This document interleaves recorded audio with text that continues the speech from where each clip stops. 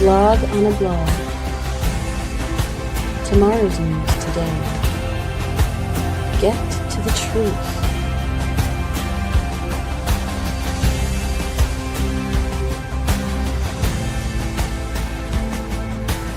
Listen, learn, live.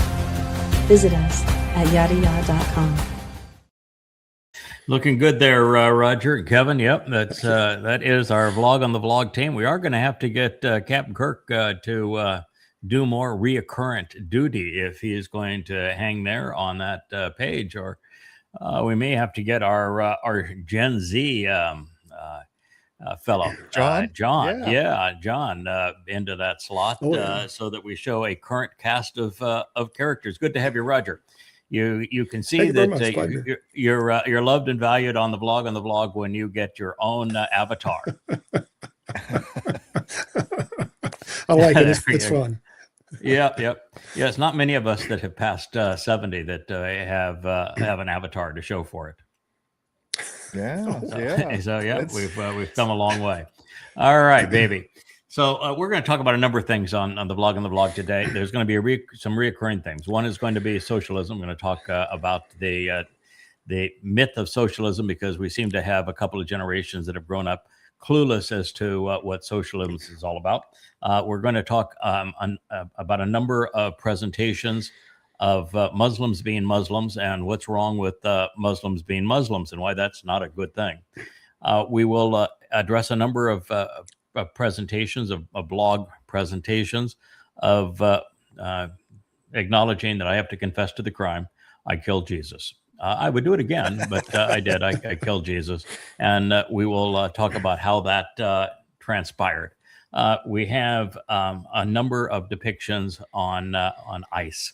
There have been 2 murders over the last week, one in Houston, Texas, the other in Hartford, Maine, where the same exact scenario played out, and ICE agents are just not qualified to be carrying weapons and doing what they're doing. So we have 2 more murders by ICE agents.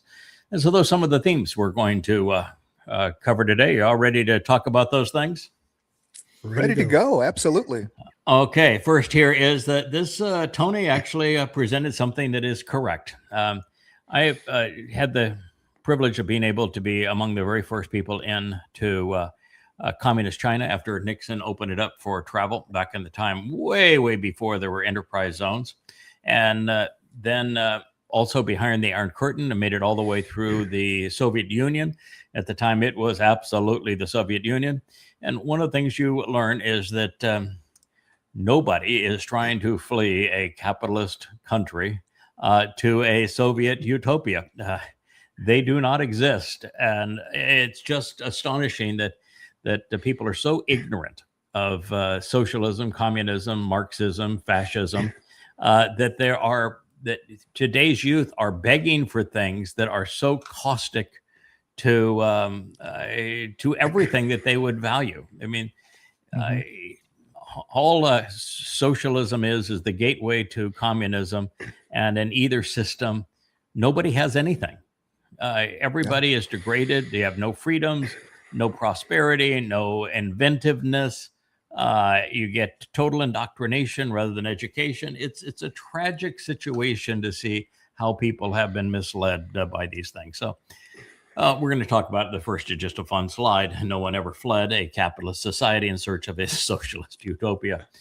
Socialist utopias only exist in the books. They don't exist anywhere else. They really screwed up with that Berlin situation, didn't they? I mean, to put one city and to split it and to have communism and capitalism side by side where people on each side of that wall could see, that was an absolute screw up, wasn't it? Each been 9 Berliner. Yes, but that all the way through the Iron Curtain. It was really interesting back in the day when I actually spent, I don't know, 3 or 4 months just going back and forth between East and West European countries. And the difference was so unbelievably stark in terms of how repressed everything was, just how gray and dire and no freedoms. And, you'd go into a store in a communist country and there'd be either nothing on the shelves, or you want toothpaste, you've got the communist toothpaste, and that is it. And then you go across the street, and there might be 50 different brands of toothpaste. I mean, it's just so overwhelming, the difference. It's almost like going from one dimension to another, and how the choices expand exponentially.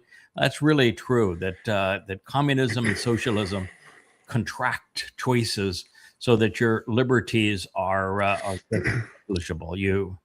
They just suck everything out of life. Right. We employed quite a few Eastern Bloc folks back before 9/11 happened. And I remember taking one guy over to buy bread. He'd only been in the country, I don't know, a week or two. And he's like, hey, can you take me to the store to buy bread? And I'm like, yeah. And I take him to the bread aisle. And it was 20 minutes for him to decide. He was like, I've never seen anything like this. They can't even process it. Yeah, it's uncomfortable. It's just like, again, being taken up in a dimension. Your brain could not process it because there's just so many options. But I remember going into the Gump department store, the largest department store in the world. And I don't know why they call it a department store, but it's in Moscow. And the lines were around the block. As tourists, we were able just to walk in because we weren't buying anything. And they would all line up for better part of a day just to get their one loaf of bread. Yeah. Yeah. That's so destructive. If I could relate a story about that, back when I was in elementary school, we had a project where we were to pick 5 countries in the world and write to their embassy in Washington requesting information about the country. And some of them I didn't even hear back from. A couple like England and France sent a 1-page brochure in a regular envelope. And one day the postman comes up, knocks on my door. He had 3 8.5 by 11 manila envelopes full of stuff from Russia about tourism in Russia, how to immigrate to Russia. Russia's good. It just struck me as being the contrast there between the Western countries taking for granted what they had and Russia wanting to integrate people back into their country. It's just interesting. Wow, that is interesting. Yeah, I can tell you that back 50 some odd years ago when I was first in Russia, and I've gone back many times, the people were extraordinarily nice. I mean, it was really a lovely, safe place to be in. It's just that they were so tremendously backwards, and every aspect of their lives was controlled. And it's kind of like today with ICE on the streets. There were gunmen on the streets, and people just behaved because to not behave was an absolute travesty. And it was interesting to watch on all of their billboards and their television channels and the like, how they presented the West. And it was just full-time trying to degrade the United States and Western European countries. They would just take the worst images and twist them to make it look like a hellhole. And then they would show, little children marching and singing songs to the gods of communism. And it was just this tragedy that if you've been exposed to both, it just breaks your heart to see how horrible collectivism is. The more power is concentrated, the worse a society becomes. And this is the nature of socialism and communism. It strives to concentrate power and to make decisions at a central level as opposed to having individuals make their own decisions and be responsible for them. And it just sucks all the life out of a society and of people.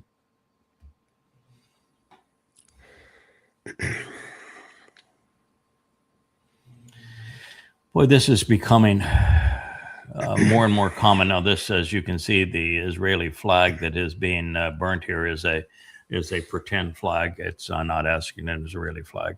But there is something now that's obviously common between Marxists, Muslims, and Gen Z. A complete lack of intelligence and morality. For even the fact that I don't like Israel's leadership. I don't like the divide between the Marxists in Tel Aviv and the Haredim in Jerusalem.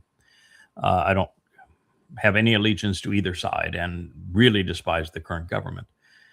But that's all said, Israel is overwhelmingly, by a factor of 1,000-fold, better than any of the 55 Islamic countries that surround it. So why would you be opposed to Israel when there are more freedoms, more opportunities, better government, better economy, better everything, better treatment of women, better treatment of minorities, no genocide, no apartheid, and yet apartheid and genocide are ubiquitous in the Islamic countries that surround Israel, and those Islamic countries have been preying on Jews and slaughtering them and enslaving them and denigrating them for 14 centuries. How could you be that ignorant of the history and the situation? And talk about your Marxist utopias, right? Israel is the closest thing that has ever, I mean, between Tel Aviv, which being very Marxist, and very, very LGBTQ, and then the kibbutzim in the south, the farmers are, are very, it's like. I mean, these are Gen Z Marxists, and yet they're protesting against a country where 25% of the population is more liberal than they are. Yeah. In Tel Aviv and that area and on the coast. And then you go down south, it is comprised largely of kibbutzim, which are essentially socialist farms. Oh, and when you look at Israel for its first 50 years, every government was either communist or socialistic. They were not run by conservatives. It was an exceedingly socialistic country. So, for Marxists to be opposed to Israel and be in favor of Muslims when there isn't a single liberal Muslim country in the world, they're all repressive. They're all fascist and monarchical. I just am stunned by the stupidity of young people today. Sorry, but it's just true. And you've earned it. They learned it somewhere. I mean, they didn't come out of the chute thinking that way. So they've been indoctrinated in the school system for a while now. That's where it's coming from. And their teachers, their professors, Yeah. It's true that they have been indoctrinated. But after a while, that's not an excuse. I mean, I was indoctrinated in Christianity. I was indoctrinated by a father who was an anti-Semite and a racist. I broke free of it. It's not a life sentence to have gone to a school that preaches such nonsense. You can break free of it. You absolutely I did. Anybody can. And if you're ever going to have your life matter, you're going to have to break free of it, because it's one of the things that God requires of us. He will not even begin to have a relationship with you so long as you're political or religious. Yeah, and that indoctrination is funny because, once again, Israel represents all the things that they love and all their social issues, that they're indoctrinated with. The only thing that they're literally indoctrinated with is hate the Jews, hate Israel. That's right.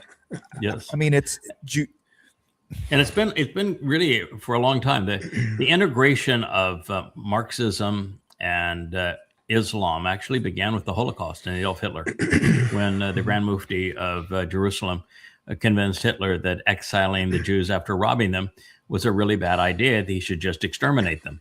And so that is really the integration, because at the time Hitler was absolutely a socialist. He didn't become a fascist until he really liked the snappy uniforms and the whole look of Mussolini, and he wanted a way to differentiate himself from communist Russia. So he kept the name, the Socialist German Workers' Party, but he rebranded himself as a fascist. But fascism and socialism are the same economic and political systems, just under different names.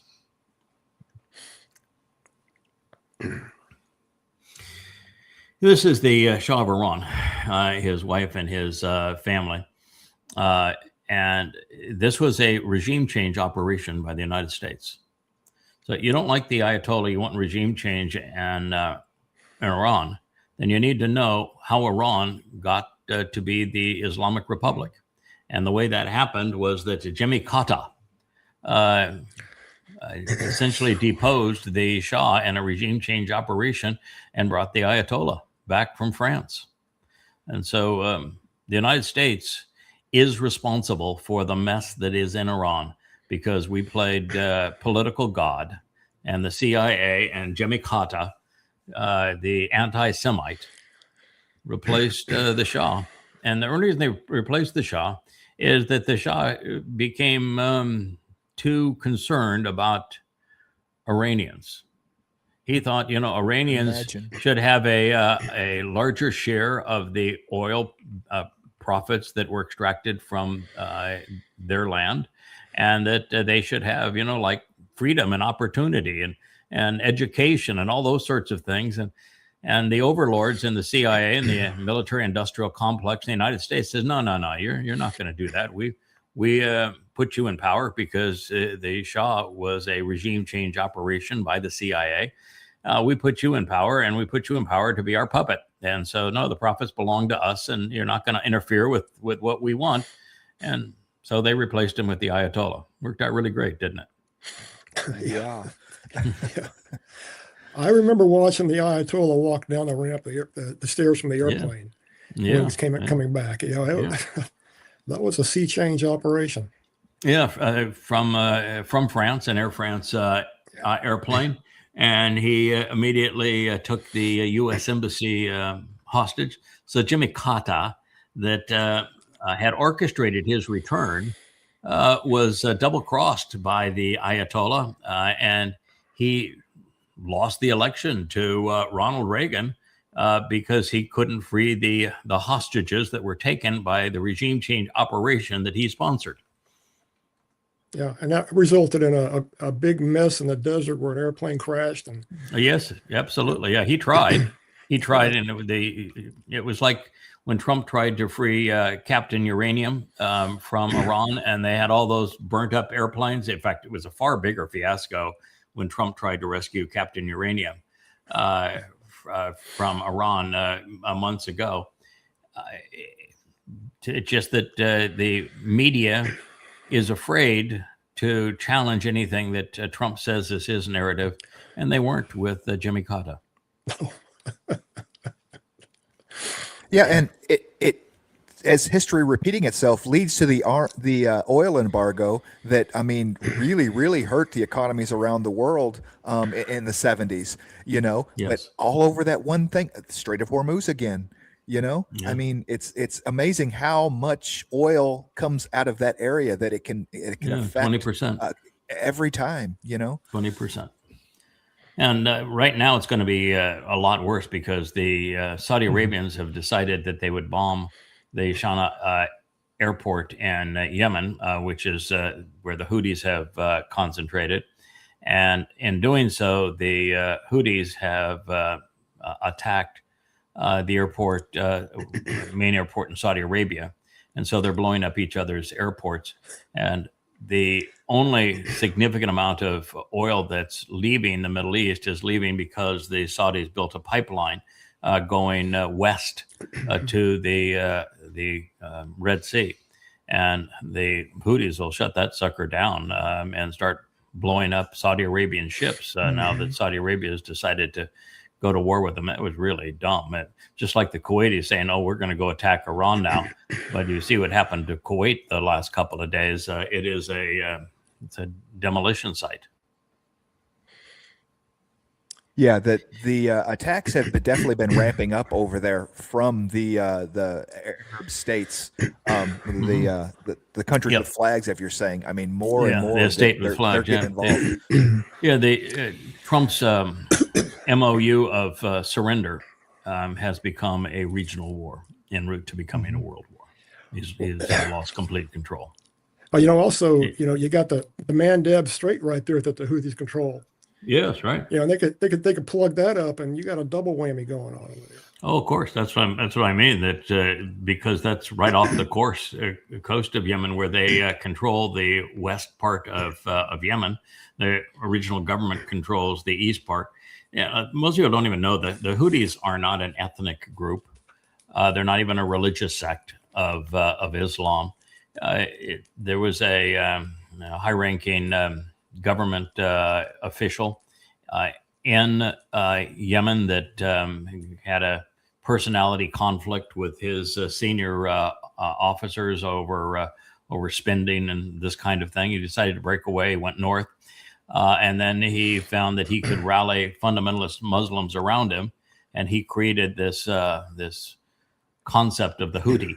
And then they went down into the south and conquered the capital, and have been really ruthless towards their own people. It's been a genocide against non-Houthi belonging Muslims there in Yemen.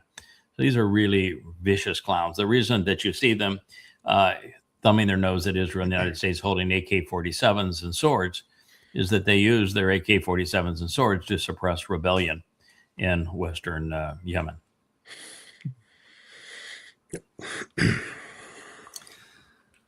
Yeah, this is your typical white supremacist. White and Christian nations. There you go. See, he's a white supremacist. The new country called, this is Jesus, of course, and fancy robes for the Jesus. This is the new country calling itself Israel is not my Israel, and the Jews are not my chosen people. Well, thank you very much, Mr. Whoever you are out there. But let me just tell you, white supremacist, your God isn't God. So you may not like Israel, you may not like Jews, but I'm here to tell you, rather than you being right, your God isn't even a God.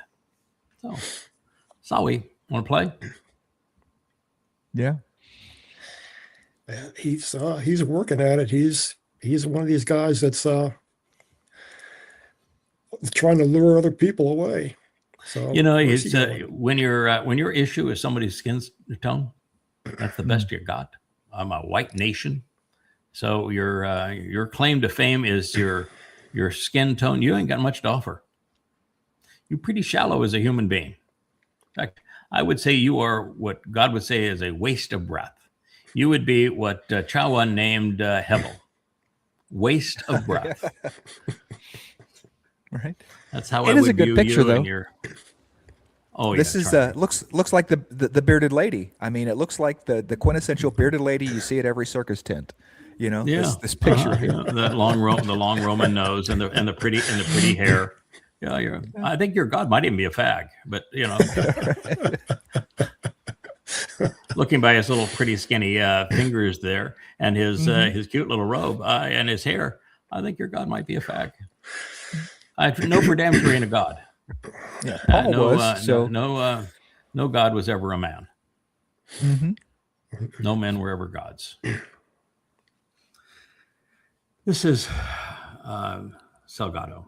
He was 52 years old.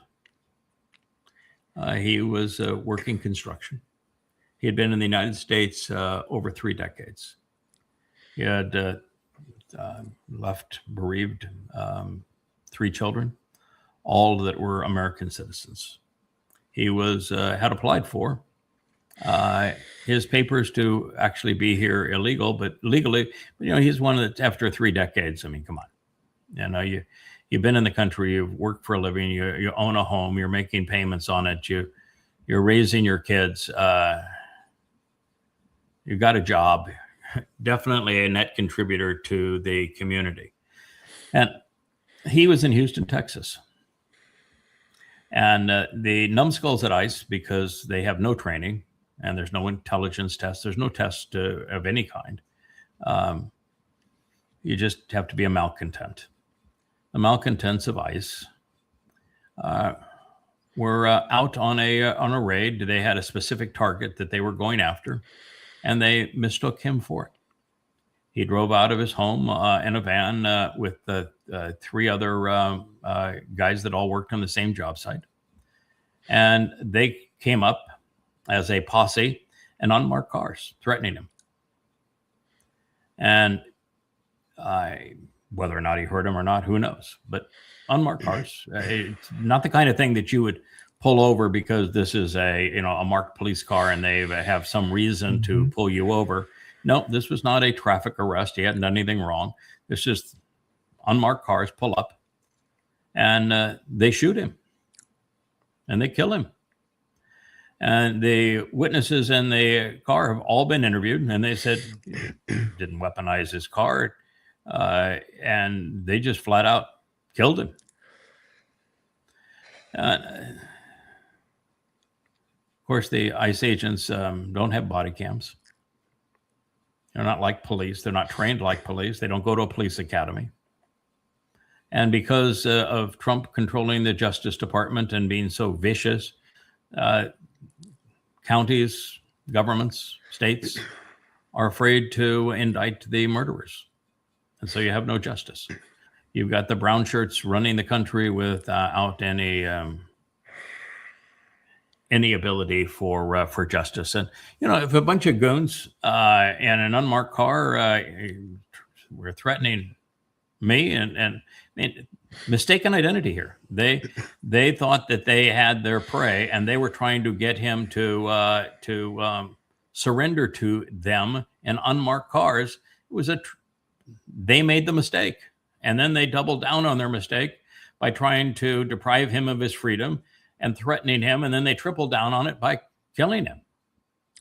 Yeah, and it's my understanding that they are, for lack of a better term, serving warrants. There are judges have issued for these overstayed, folks. And so in order to serve a warrant, they have pictures. Someone is identified. They know a routine. They know where they are.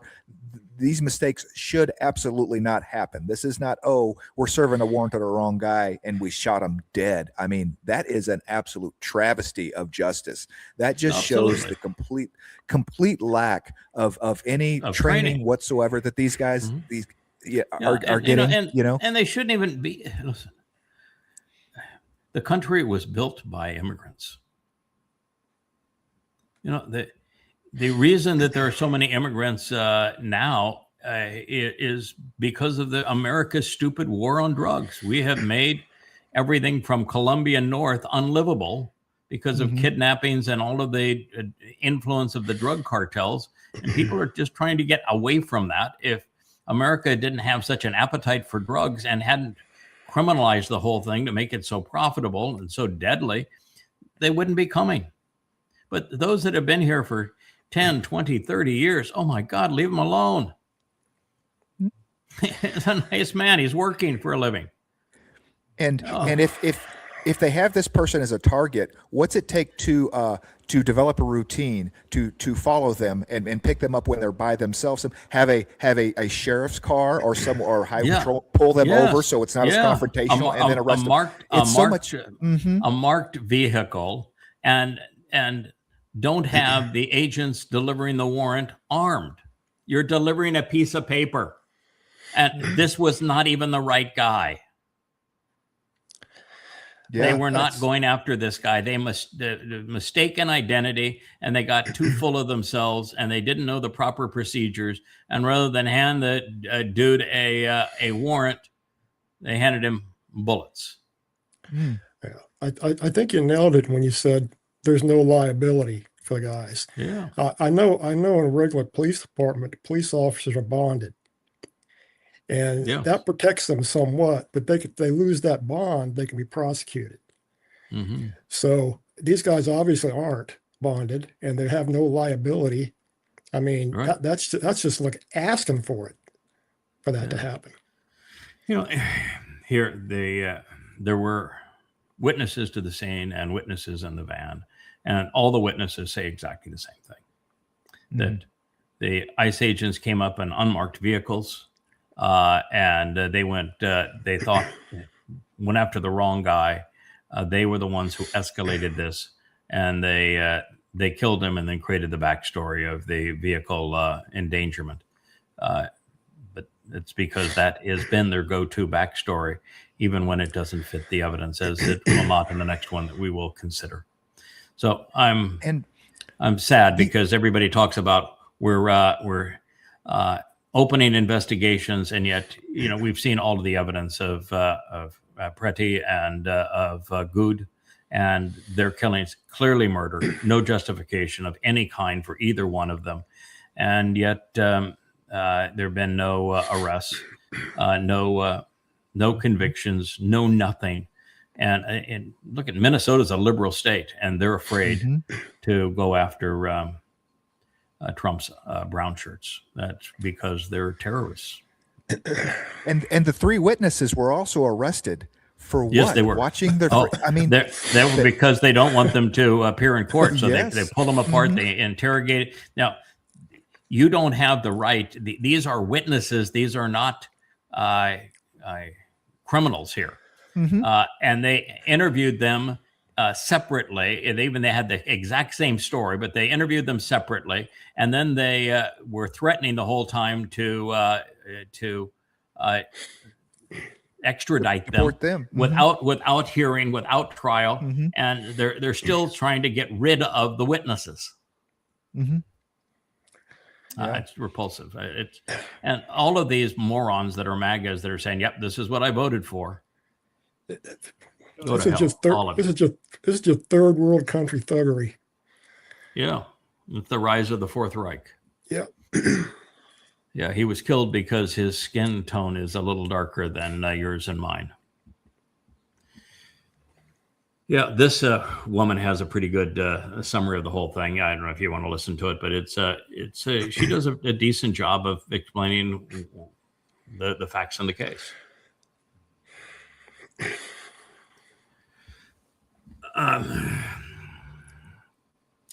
Without God, we are nothing. Yeah, well, unfortunately, his God is Satan. And with Satan, he's something. Yeah, you're looking right there. That profile, that is Satan. The prophets are never wrong. They described him to a T. This time, this place, this man, this attitude, these peculiarities and perversions. This is literally Satan incarnate, the most overt Satan has ever been. And if you're a Twistian MAGA supporting him, congratulations. You are now on the devil's team. That's Satan. Oh, and a direct ticket to Sheol too. You bet. Not just voted for him. You support him. You get to follow him to Sheol. He's going to demand naming rights. So you may want to be in the Trump wing of hell, but that's your call. It gets more and more obvious. It gets more and more obvious every day. I mean, yes, every day. His God is Satan. And he is his own God. So this is you can play the short video. It's about what Mecca was like before they found oil under the sand. They're eating lizards and yeah, this is Mecca. This is Arabia.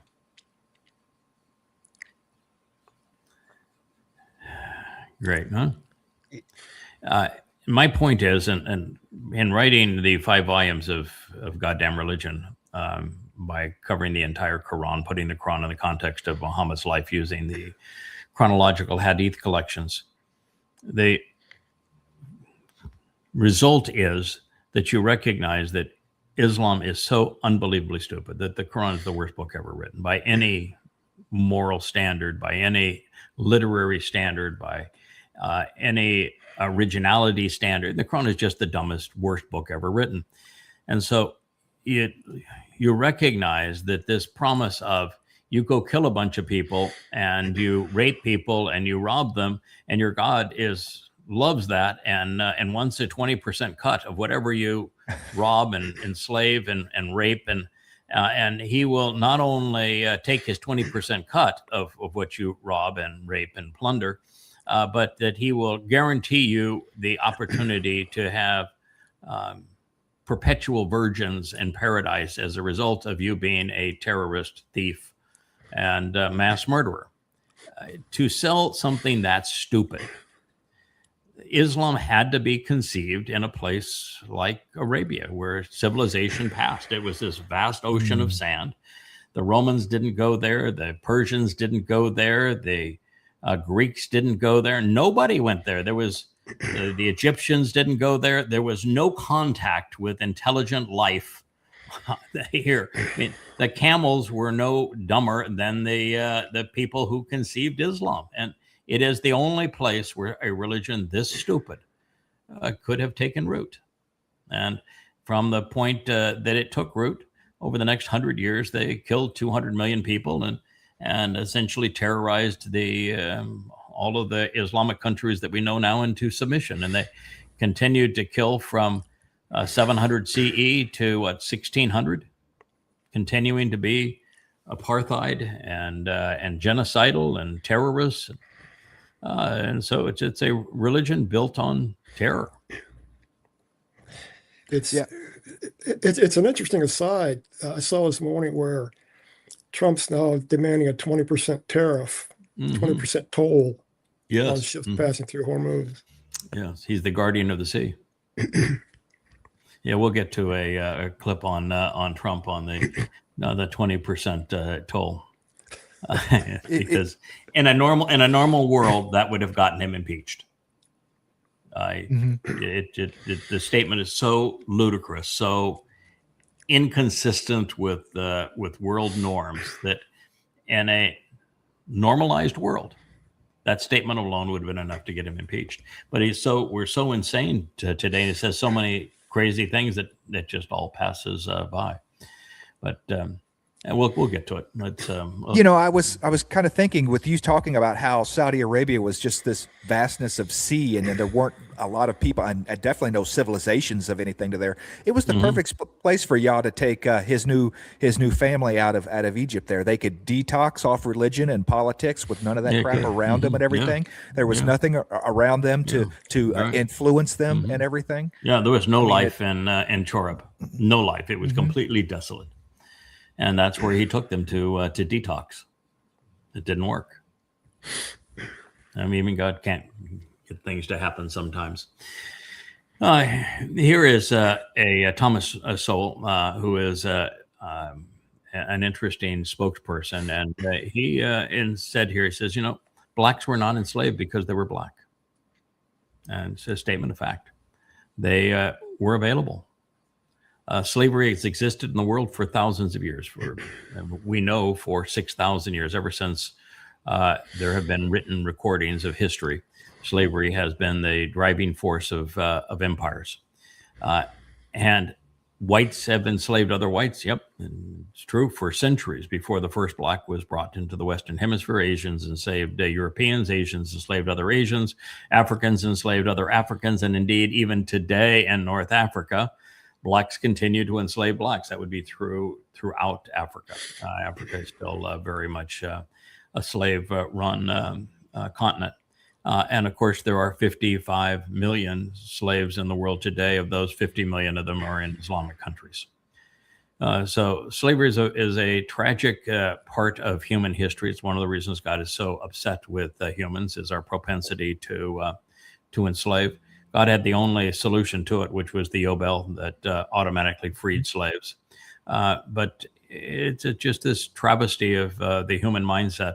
The only positive about slavery, and understand that in Rome, which America likes to copy because they think it was a republic, and Greece, which they think was democratic, and neither were really true. In Rome, it was only the senatorial class that got to vote for anything, so they were not a republic. And in Greece, it was only the city-state of Athens, and only for a very brief period of time, and it was an oligarchy. And women didn't have any vote, and nor did anybody that wasn't a landowner have any vote. And they were really tragic. They were warmongering nations even then. So the fact is that it has just been the way of man, is slavery. And the alternative, because man is so vicious trying to conquer other people, if it weren't for slavery, they would just be genocidal. And so the African slave trade, 100% of them were captured by other Africans, and they were marketed then by Muslims and then shipped by European shipping companies. But they were enslaved by Africans, and they were marketed by Muslims. This is the reality of it. And it's just a tragic stain on the human conscience. But to think that the blacks in America were somehow special as a form of slave, it's just not true. Yeah, and the Palestinians really are a proof statement for your comment about, if they weren't enslavers, they would just be genocidal, because right. They just kill them. The Palestinians had no redeeming qualities whatsoever, and that's what happened to them. Right. They weren't even useful as slaves. Yeah, they were so vicious as an invading group that came from Crete, and they were the dropouts of the Punic society.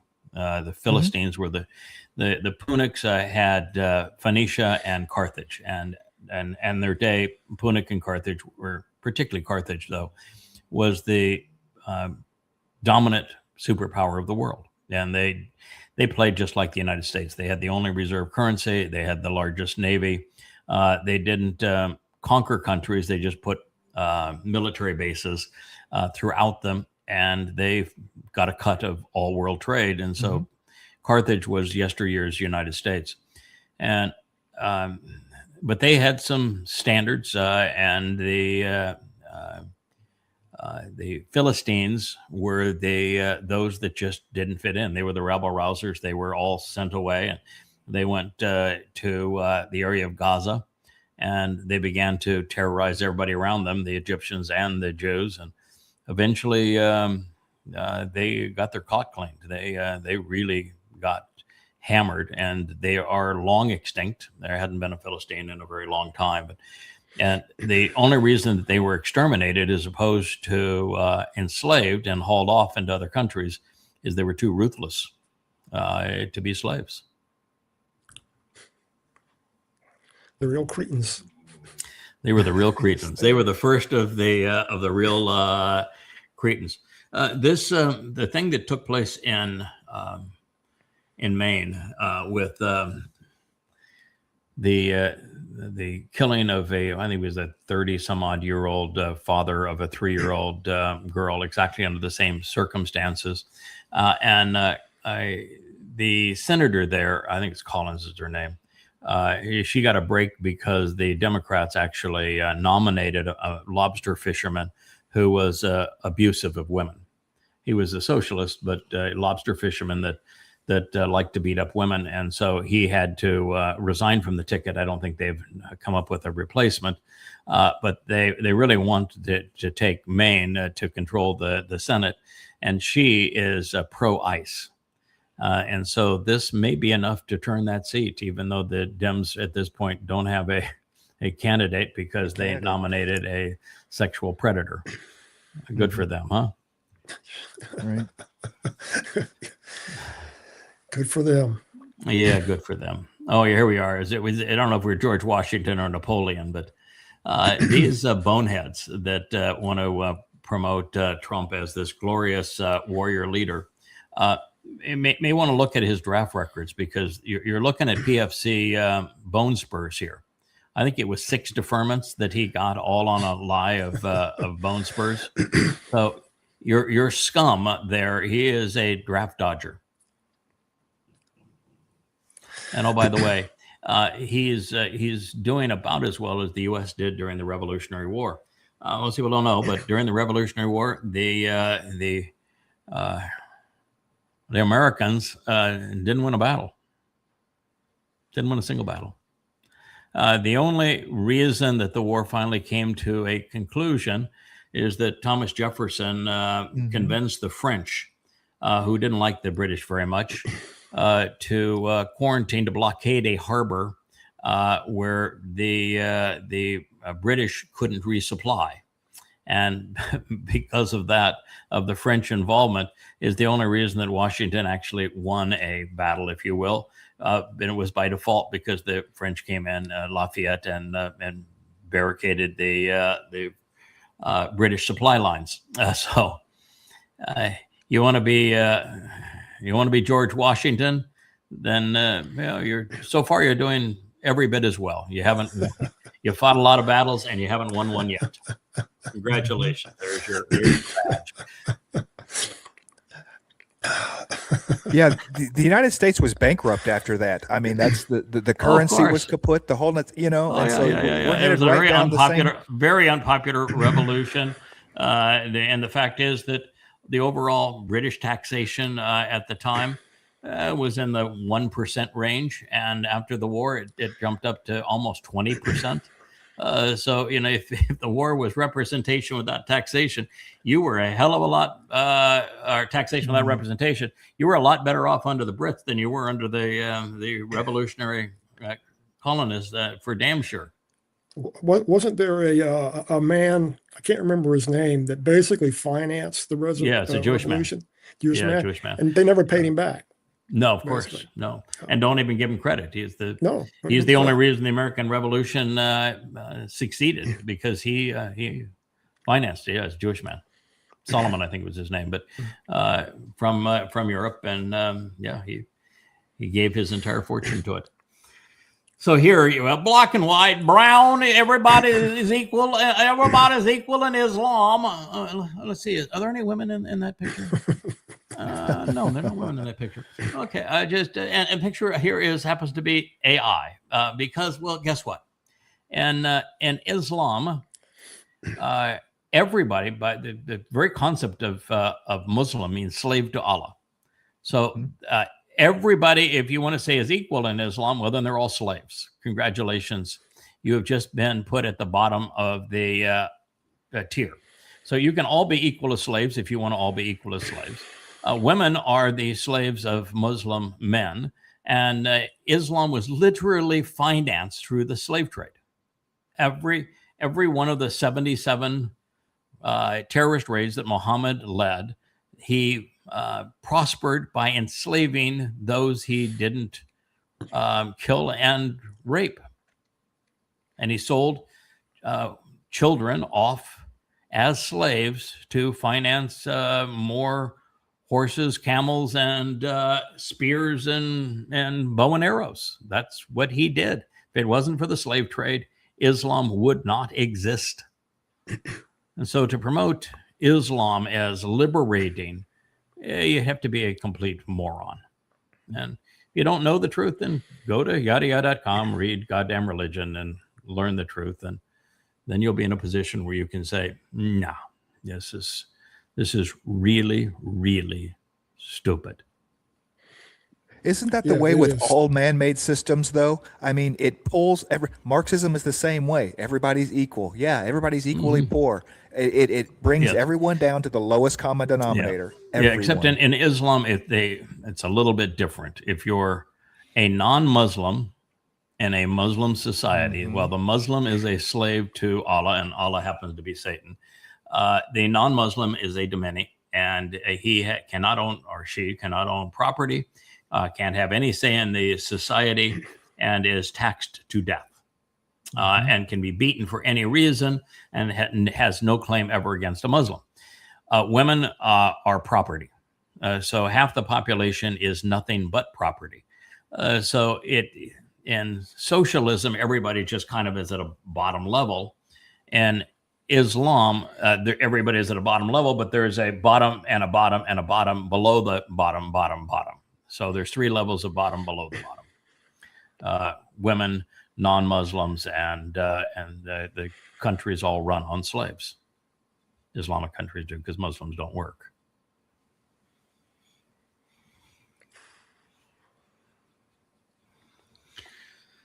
Okay. I was saved by God. Donald Trump. Yeah, he's out now promoting that thing that took place on the campaign trail, which was, every time I see it, I just laugh and say, this wasn't even a good charade. And he claims that the bullet was moved by God to save him. And I'm here to tell you that mankind have been mistaking Satan for God for 6,000 years. And in Donald's case, it's not a mistake. He knows exactly who has possessed him. But in the MAGA case that promotes this kind of BS, you have mistaken God for Satan. Satan is not going to let that piece of shit die. Not until it's all over, and it'll be all over. If you want to see him incarcerated and sent off to Sheol, mark your calendars, 24th of September, 2033. It'll be on the Temple Mount. That's the date that Trump is finally done at. It's going to be the day of the greatest show on earth. I can't wait to see it. Can't wait to see it. Can't wait to see it. I'll be there, and it'll be most interesting because Isaiah 10 has a lot to say about how that's going to play out. Turns out, the moment that flame under the mutilated body of the Adam of Parah occurs, out of that flame comes a blazing sword, and then down from Shamaim, the stoutest of Yahweh's host, under the command of that blazing sword. And we have been given the responsibility to rid the world of MAGAs and Marxists and Muslims and Twistians. All gone. So it is going to be quite the show. Good. Yes. Yes. Okay, so this is this woman. She has gone out and she's had the I don't know, maybe it's sense of humor or something. She asked MAGAs where they get their news. I mean, how could you actually view Donald Trump as somebody positive? I love my Trump. You're never going to take my Trump away from me. I'll die beside my Trump. I've got it back forever. And it's always the same answer. Newsmax has become worse than Fox. For those that don't know Newsmax, Newsmax is worse than Fox. Then it's Fox, and it's Truth Social. Occasionally you get in a Rumble, but that's it. This one says I get my information directly from the president himself, right there from his tweets on Truth Social. I believe every word that he writes. Of course, now to believe every word he writes, you would have to forget what he wrote this morning, because by this afternoon he will have conquered. It's a new story. Predicted it. And you'll have to be completely deficient at math, because he can't do math. And you'll have to be completely deficient in history.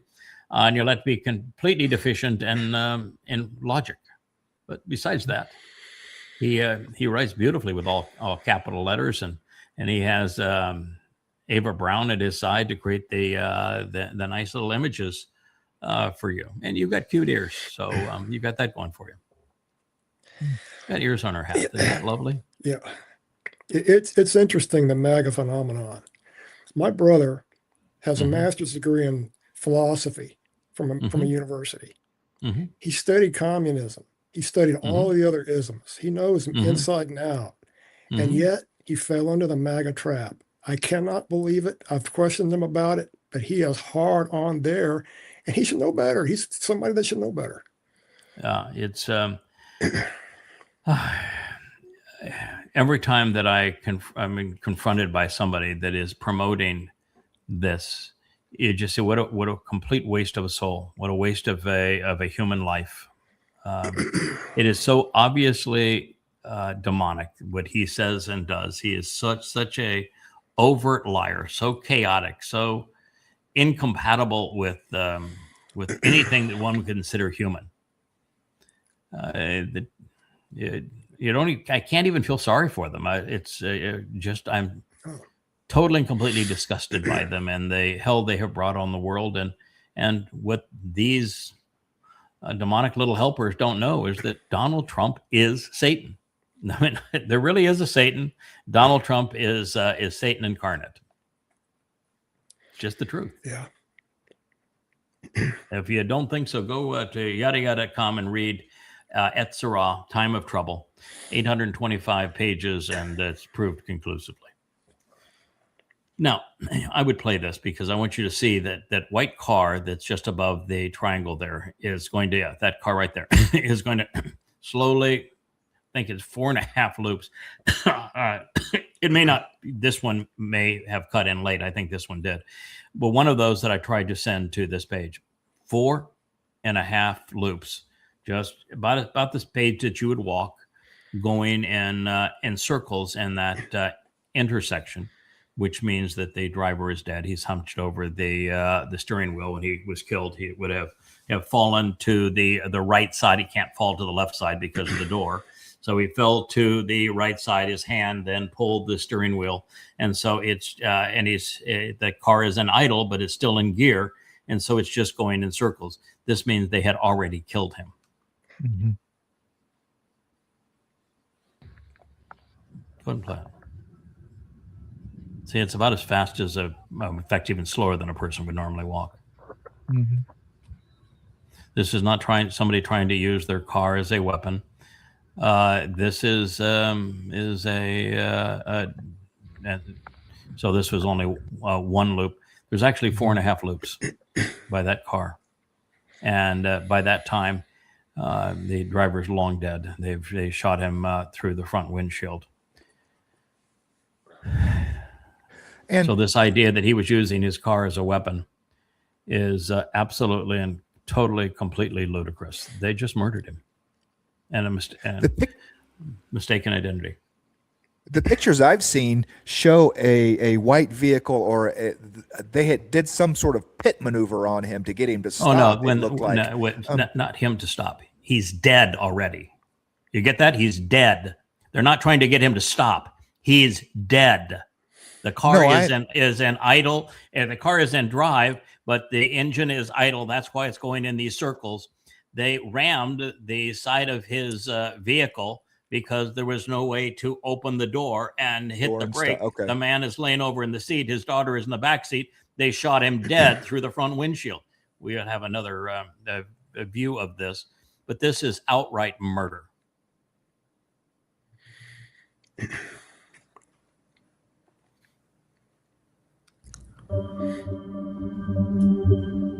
Yeah, see there they are. That's the 4.5 loops, and so rather than this notion that he was using his car as a weapon, and they were trying to shoot him for him fleeing. No, the car that's after he had done 4.5 loops and being already dead in that intersection. You see? Okay, that's how they stopped it. Right. Okay. So that's how they stopped the car with a dead driver. Right. He is flat out dead at that point. And then they had their audacity to haul him out of the car, bleeding from gunshot wounds to the head, and they handcuffed him, and he laid there on the street, bleeding out for 5 minutes before he got any medical attention. I mean, this is America. This is what America has become. You know, I've been all over the world, 175 countries. I don't think I've ever seen a country this despicable. I got to comment on that. You know, I was a fireman for 8 years, and we used to roll up on accidents all the time. And a lot of times the police were there before we were. I never once saw a police officer perform any kind of first aid. And I went up on hundreds of those, not a single time. They'd wait for us to get there. And that can be the difference. That 30 seconds or a minute can be a difference. Right. And they're all trained to be able to do it. Yeah. They just won't do it. Nope. Not going to touch that guy. Not going to try to save that guy. Nope. And here, these guys shot him. And rather than help him, they went over, had a consult, and said, what's going to be our story here to justify this? And these two guys that are right there in the door in the window, they're coming up with their backstory. Anyway, let's keep on going, because I know I have one that has the 4.5 rotations of the car. Oh, yeah, okay. Jesus was white. No, Jesus is dead. I killed him. You don't think so? Read the 5 volumes of Twistianity, free at yahowah.com. I killed him, and he did the I did. This is just pathetic. These are back to we want to be killers for God. The next crusade is going to be lit. They look like ice, don't they? Mass all covered up. Yeah. Killing for pretend gods. It's a goody very for you. Dark aesthetic. It is a very dark aesthetic. I mean, yeah. Killing for fake gods. No wonder people hate religion. Oh, so here's this Marxist, a really nice coat there. Really, you got to love the jacket. And he says, China was never the problem. China never stole a single job. Our jobs were sent to China by billionaires who didn't get an F about their country or the workers and only wanted to increase their profits. First of all, he's a Marxist. So why would he have a problem with the people working in a communist country? Right. Why wouldn't he want to support the should be, the economy of China? Should be paradise, right? So congratulations. And by the way, there was never a job that was exported. Never one. No. And the people that run businesses like that are very, very, very seldom billionaires. Very, very, very seldom billionaires. And they're not exporting jobs. The last thing they want to do is make a product overseas, because you lose control of your patent rights when you make a product overseas. Your tool can be loaned out to other people. You have long supply lines, which means now you have to have large amounts of inventory. Inventory is death for a business, and so that's the difference in labor is offset by duties and freight costs and the time value of money in bringing the product in. So the only reason products are made overseas is because they can't be made here. So it is the decisions that were made in America against business by assholes like this that made it impossible to make things here, which is why they're made overseas and imported back into the country. We just have complete ignoramuses as it relates to all of this, and they want to condemn the very businesses that created the country that they now want to besmirch. Going to say that better be a faux fur coat, otherwise he's in a lot of trouble. He's a twerp. Wouldn't it be great if all the socialists in America went to a socialist country? So I up at the top there, if you look at the top, I have listed, please go to the top. I have listed that's what the socialist communist paradises are. So the Marxist-Leninist states in the world today are China, but that's only the government, because China's economically is run on free enterprise. Cuba, that's a lovely place, right? Laos, Vietnam, and North Korea. You love communism, baby? Go to one of those places. Socialist governments include Venezuela, Bolivia, Angola, Mozambique, South Africa, Namibia, Portugal, and Mexico under the Morena Party. So, do you think communism is such a good thing? Socialism is such a good thing? Which one of those countries do you want to move to? Constitutions which claim socialism are Bangladesh, Nepal, Nicaragua, Portugal, Sri Lanka, Tanzania, Algeria, Eritrea, and Guyana. Now, what do those places have in common other than abject poverty and being hellholes to try to live in? Right. I mean, how stupid do you have to be a democratic socialist? You know, my best friend on this island, she calls herself a democratic socialist. You know, read the damn Post. Which of those countries do you want to go to? It is always fails, always 100% of the time.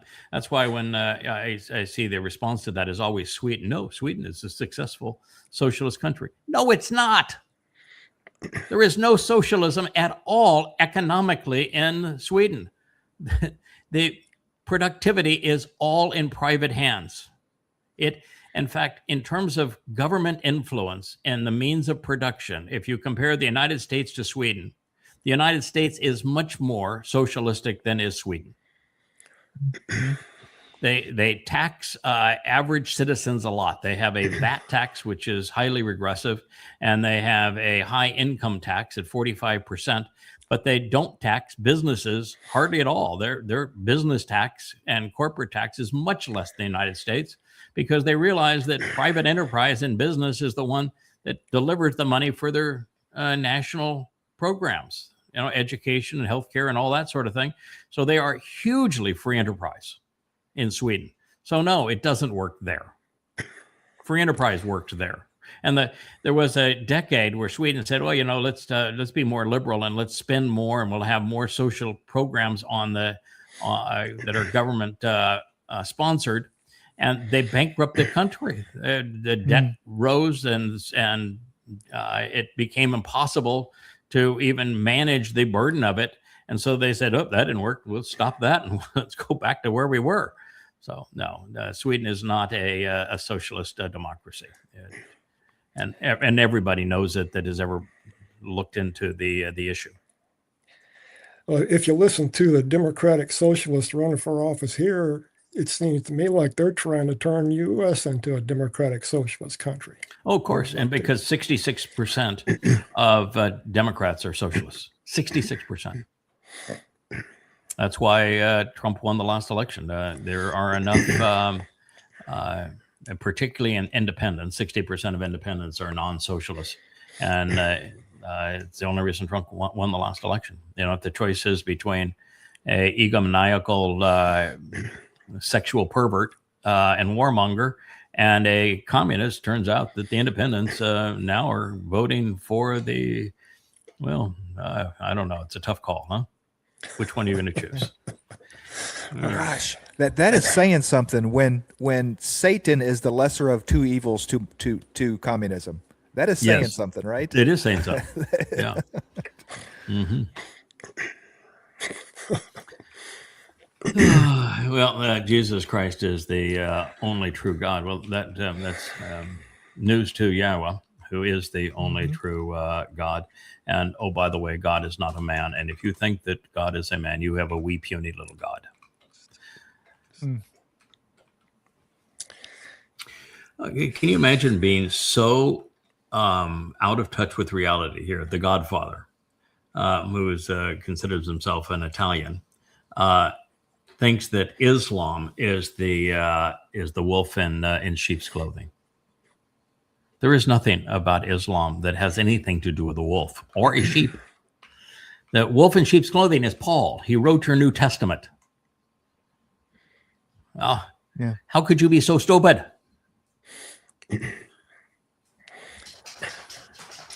Oh, yes. Jews are the enemy of all men. Yeah. The Christian New Testament is a vile anti-Semitic trope. It was written by a demon-possessed man, Paul, and he's overtly admits that he's demon-possessed in the second letter to Corinth. He is just a mean-spirited, sexually perverted, egomaniacal thug who created a pretend God by counterfeiting what was said about David. And he was a Jew who hated Jews. And so he created this anti-Semitic religion, and it's the religion that led to the Holocaust. It's the religion that is responsible for anti-Semitism today. So the answer is Paul was the plague of death, according to God. So you can believe Paul or you can believe God, but their stories are the opposite of one another. Choose. Paul is called out on Topical. One ultimate scumbag. Yeah, here's a Muslim cutting off the hair of a woman because she wasn't wearing her hijab. Why do Marxists promote Islam? I mean, they're morons twice over, economically and religiously. It's just astonishing that, again, that the quality of thinking today is so debilitated. And it's so much worse because of X and Facebook and AI. But academia and religion and politics have really ruined humanity. I would be willing to wager that the state of humanity today is far worse than what God responded to during the flood when he lashed out at the Nephilim. I would say that if God doesn't deal with, and he's going to, humanity today, he needs to write an apology letter to Sodom. Yeah. I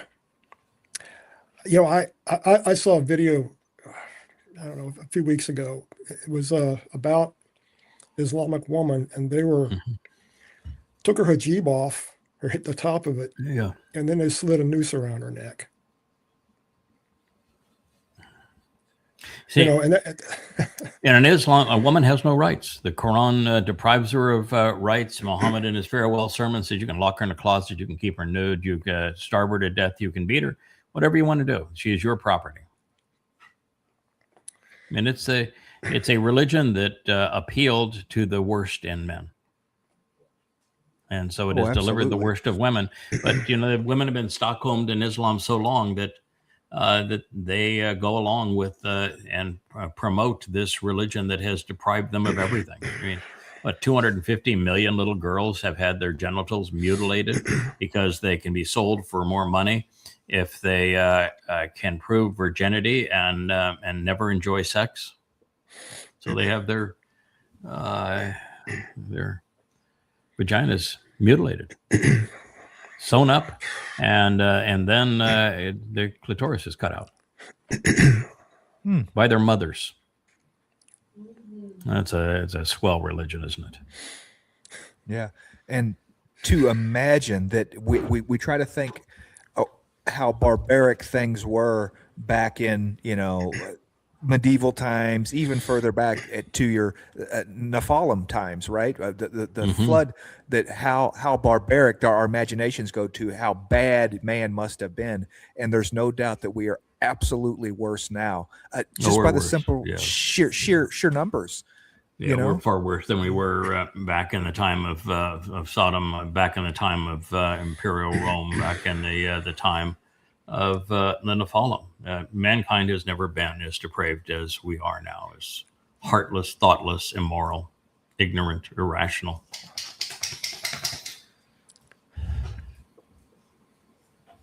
All right, so this is another scene. I don't think this one will play. I think we'll have to get to another one that plays, but I had one that you could. I don't think this one is clickable, but no, this goes to CNN. Oh, yeah. Maybe you'd have to click on that CNN.com. Maybe that will take us to it. Let's hope that it does. Yeah, here it is. No, this is too late. That's just their montage of yeah. This is a montage. Yeah, it's a montage. Yeah, no, it's not the one that I'm looking for that has the car. You can see the car on the right, but just keeps on going in circles. So we'll find the one that is 4.5 times in the loop. This is quite a story here. This are you familiar with this couple? No, she's quite the hero.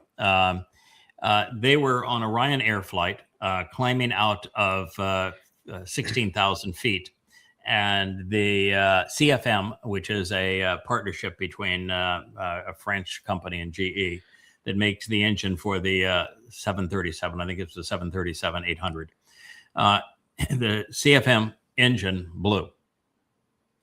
And when it blew, it liberated a fan blade, and that fan blade went through or at least hit into and cracked the window where he was sitting. He had the window seat.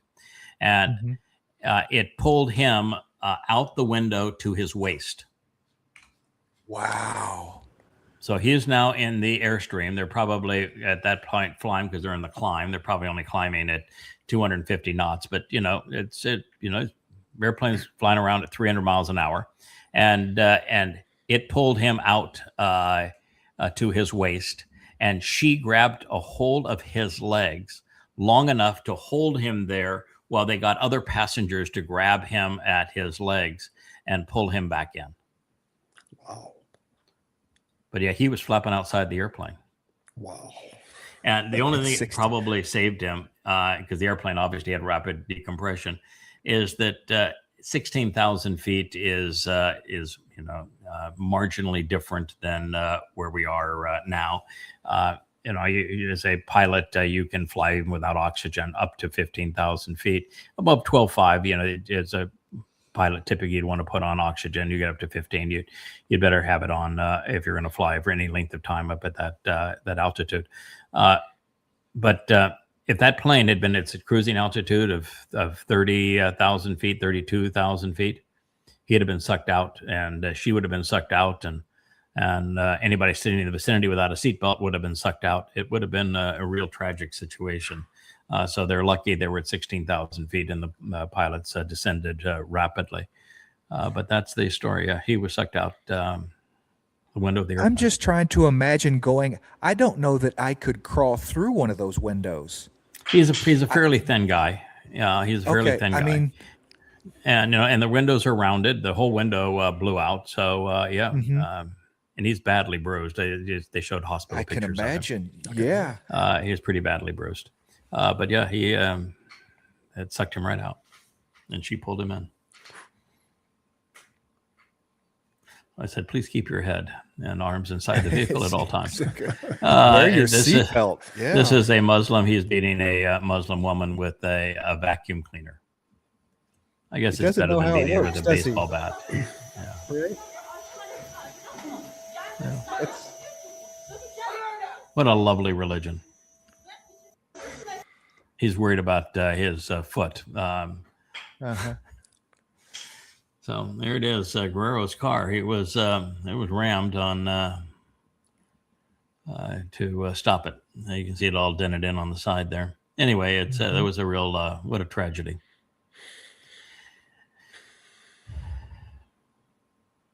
Not a tragedy. World is waiting. Yeah, their world is waiting for Trump in a body bag. His departure scheduled 9/24/33, September 24th. 2033, Temple Mount. He's Satan, and I've proven it. Go to yahowah.com if you want the evidence for it. But there will be no body bag. I can assure you there will be no body bag. Boys going to Sheol. Yeah, here's this. Orange just loves to taunt the religious. Original sin. I just got here. What do I do? You read the Torah. There's no original sin. In fact, there's not even a word for sin. So again, God really doesn't give a rat's patootie what we do individually. What he hates is what we do collectively that is either religious or political to misrepresent who he is and what he's saying. But I do like the little kid there. What? Original sin? I just got here. What did I do? That's cute. Charlie. Well, Jesus Christ isn't a trend, a religion, or a myth. He is Lord. Well, he knows better now. I can assure you, Charlie knows better now. Not too late for the rest of you. Go again, yahowah.com, and you'll learn the truth. It was too late for him because he promoted Christianity and his Jesus, Mr. Christ, as a Lord, and he died with that guilt, and because he was a promoter, not one who was deceived, but a deceiver, he is in hell. That's just I didn't send him there. That's just where he is. There is 0% possibility that Charlie Kirk's not in hell. You cannot promote the fake religion and the tragedy of it that you've replaced Yahowah with Jesus and a Mr. Christ with the actual Messiah, David. You can't do that to God and not end up in hell. God wouldn't be just otherwise. Sorry, Charlie. So here is the assessment that I just was curious. So this notion that Sweden is the proof that social democracy works, socialism and democracy mix. And no, Sweden is a capitalist country with comprehensive welfare state at the top of it. It's not a socialist nation in terms of its economics. The means of production remain overwhelmingly in private hands, with businesses operating through free market mechanisms.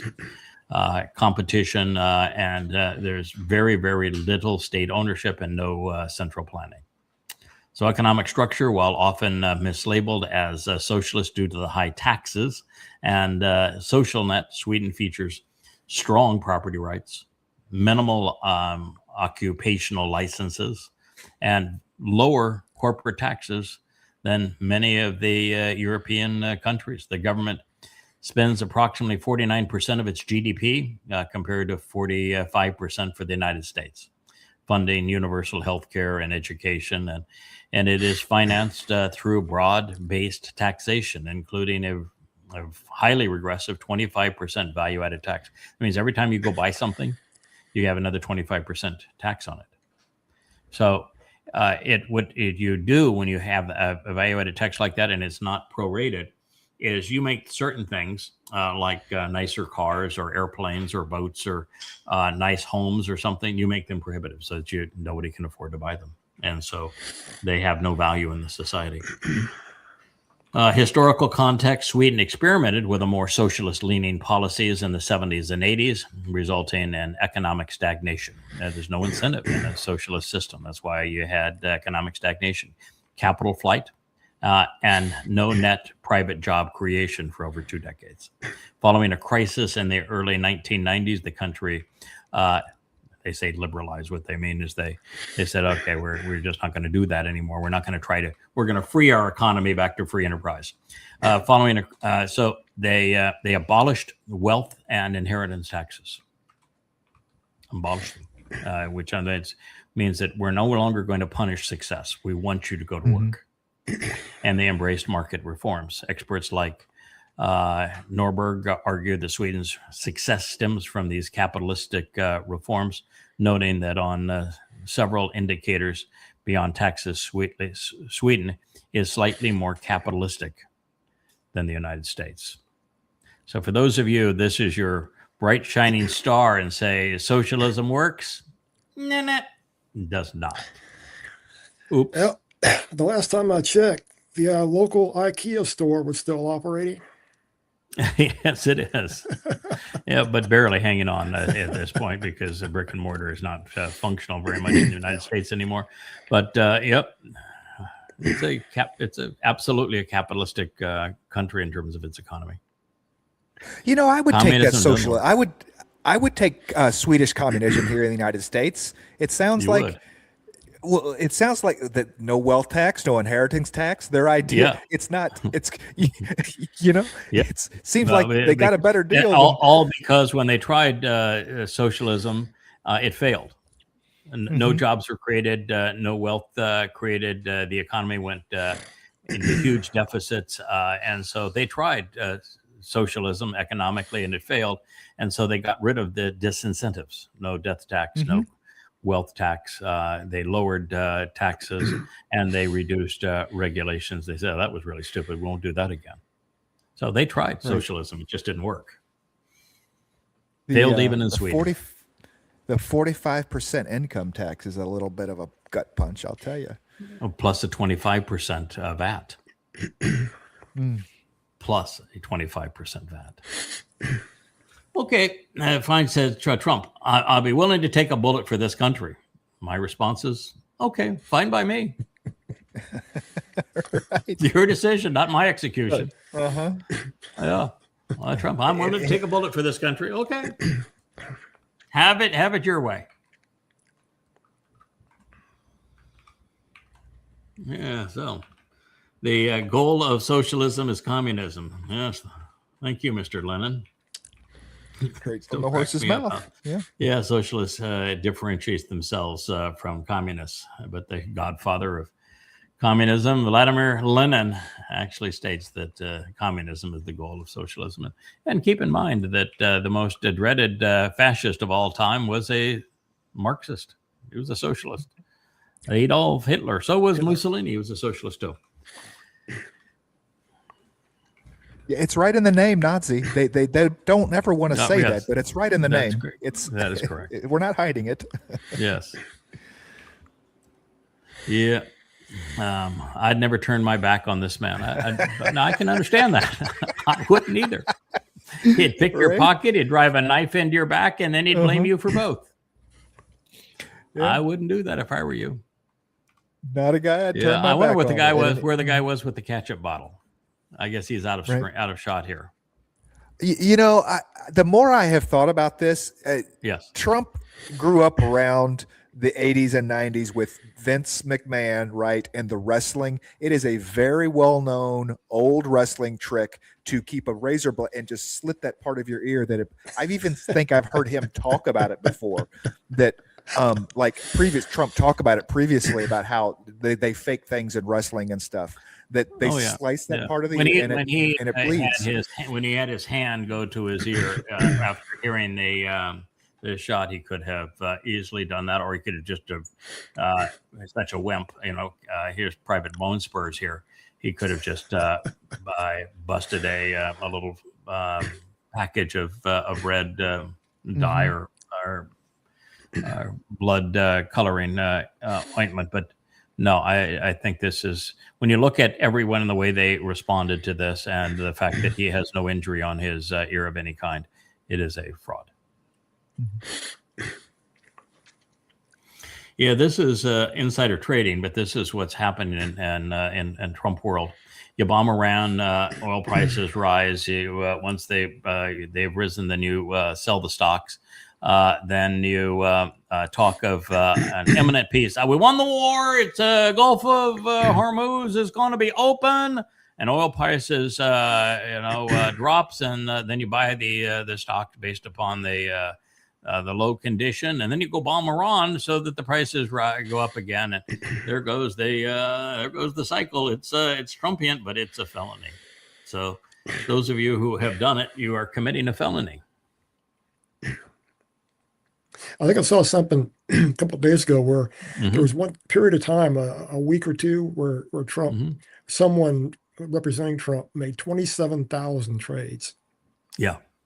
Oh, Trump has had like 80,000 trades in the last 2 years, and when you look at the shorts market for Brent crude futures, it's all tied to Trumpian statements. We have a deal, we don't have a deal. We have a deal, we don't have a deal. All that kind of stuff. So it's true. We can play this one because I would say that when Trump comes out and says we're going to have the guardians of the sea, and that we're going to charge 20% for providing this service, after he says no one's ever going to charge fees, and he's even had Rubio out there saying that the international law does not allow you to have a tariff on transport, and the Iranian tax was going to be between 1% and 2%, and then he comes out with 20%, and we're going to charge this because we're going to be the guardians of the sea. In a normal world, he'd be impeached for this. And the Middle East probably would no longer be with us, because you saw they sent missiles to 5 different countries that never even knew they were involved, because they're stone cold crazy. They are crazy, and we're not going to put it up. Yeah, I want to be reimbursed because we're protecting a very rich portion of the world. We're spending money. And so what we've done is we are going to be reimbursed for protection. We're protecting by the countries that we're helping. Just like the mafia. Instance, you look at the 5 countries. You have Saudi Arabia, you have UAE, you have Qatar, or Qatar as I always say, you have Qatar, Bahrain, and by the way, you have others. You have Kuwait, and you have others, and they will do very well. But we think it's appropriate that we don't need them. We have more oil than any other country in the world. When you add Venezuela, which has been amazing, which has tremendous amounts of oil that we control. When you add Venezuela and everything else, we have more than 50% shipping it, and he's not giving the Venezuelans any cut of it, and he's not giving America any cut of it. He's putting it in a Qatar bank account, including Saudi Arabia, including Qatar, including. So he's the guardian of the seas. He's going to control the Strait of Hormuz, and he's going to charge a 20% fee. So we should not have the Iranians controlling the Strait of Hormuz and charging 1%, because that's just wrong. But we'll have the United States control the Strait of Hormuz and charge 20%, because that's right. Yeah. Man, I have that correct? This war, there would be peace in the Middle East instantly the moment that Iran said, you know what, Donald, we're going to cut you in on the grift. Absolutely. Everything goes away. That is all he cares about. Cut you in on the grift. But, you're a little bit of a piggy here. If you want 20%, we're only taking one. We can take that up to 2, and we'll give you, we'll give you half of it. But you have to be comfortable too. Listen, if the United States and the Guardians of the Sea could open the Strait of Hormuz, do you think the United States would have opened the Strait of Hormuz? Right. But the reason the Strait of Hormuz isn't opened by the United States, and every time that the United States tries to say, "Oh, come on, we got you covered," and the ship blows up, is because the United States can't open the Strait of Hormuz. So your Guardian of the Sea is BS, pal. And on top of that, you're sounding like the Godfather, that you're going to take a 20% cut on other people's business just because you have a gun pointed at their head. Congratulations there, pal. You are now officially the Godfather. Yeah. Too bad that you're using the United States military as your goons and your mafia enterprise. Too bad that there's MAGAs out there that are supporting you using the U.S. military to support your Godfather ambitions. Isn't the head Godfather called a Don? Yeah, he is a Don. Yeah, we have Don the Godfather. Yeah, that's good. I like that. No deal with the devil, but excuse me, he is the devil. Literally, he is the devil. So now what? But it's a really nice sword, and he killed a monster. It's that clever.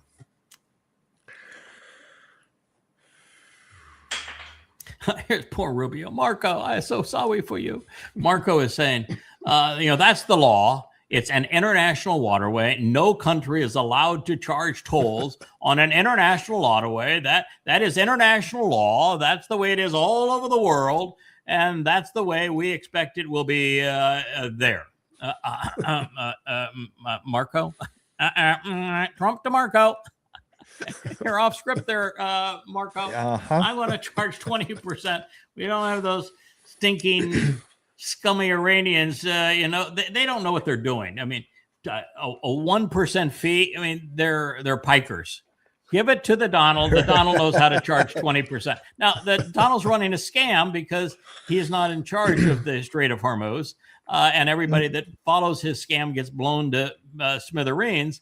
But come on, he's the art of the deal guy. He's the 20%er, and we understand that that's illegal, and what the Iranians are trying to do, that's illegal. So we're gonna multiply that by 10, and it'll be super illegal. And so aren't we super? We're doing better and greater than it's ever been done before. That is exactly the line. How does greater and better than it? Yeah, better than ever before. We grift, Yeah, we are. We grift better than anybody ever. I am the king of thugs. They call me the Don. I am the Godfather. Isn't America great? You're hot. Yeah, like a stolen watch. You're hot. Yeah, if socialism helps the poor, why are 90% of the Cubans in Venezuela starving and desperate to flee to America? Did you see Venezuela after the earthquake? Did you see Venezuela before the earthquake? Marxism does not work. It's a tragedy. It's a travesty. Wake up, Gen Z. You are the gen of zombies. At least you were given the proper alphabetic association, a generation of zombies.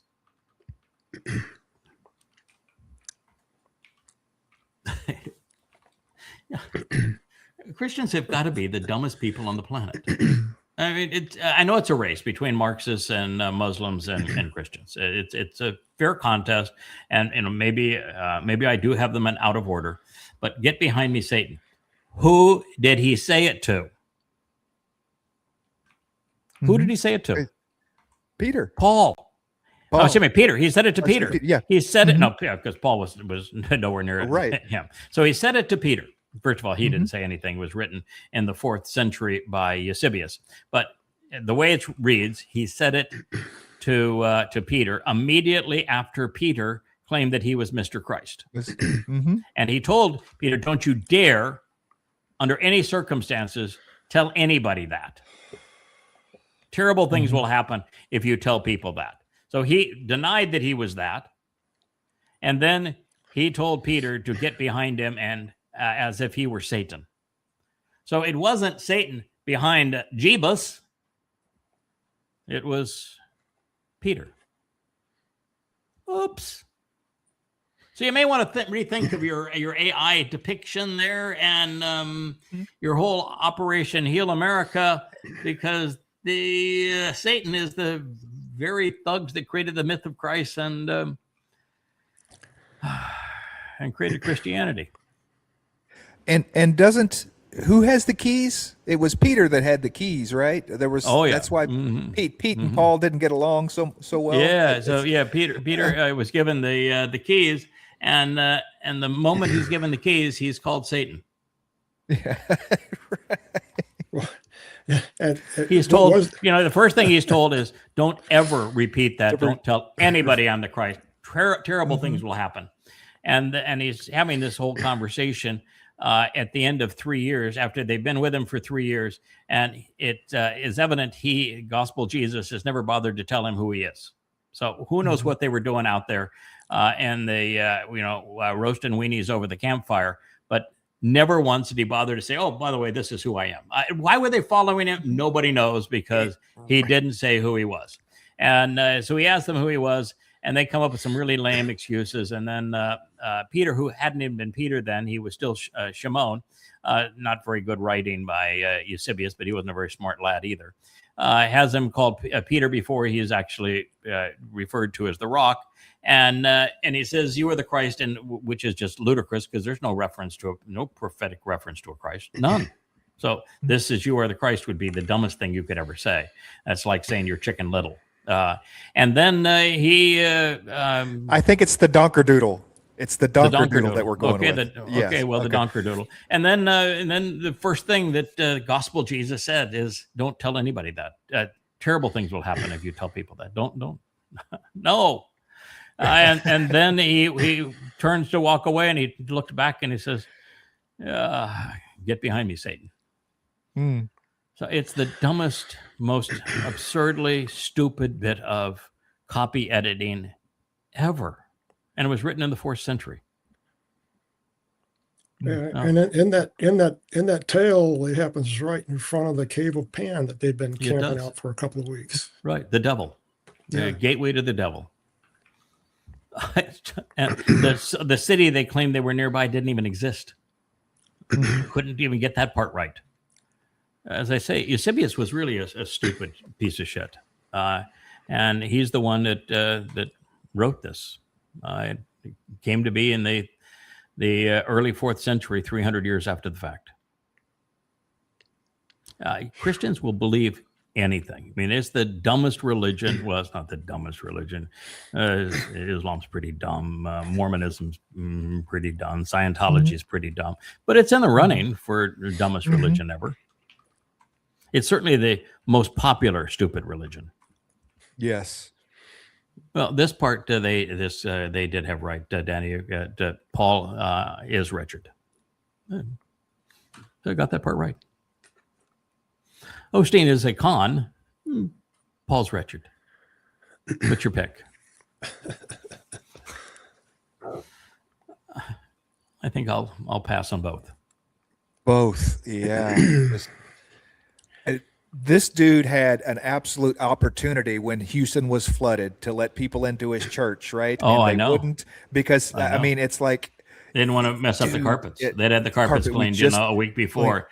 Yeah, not going to do that. Oh no, he's a money grubbing scumbag. It's like all the super church pastors. Yeah, he is a money grubbing scumbag and is absolutely deserving of hell. But Paul was literally demon possessed. According to God, Paul was the plague of death.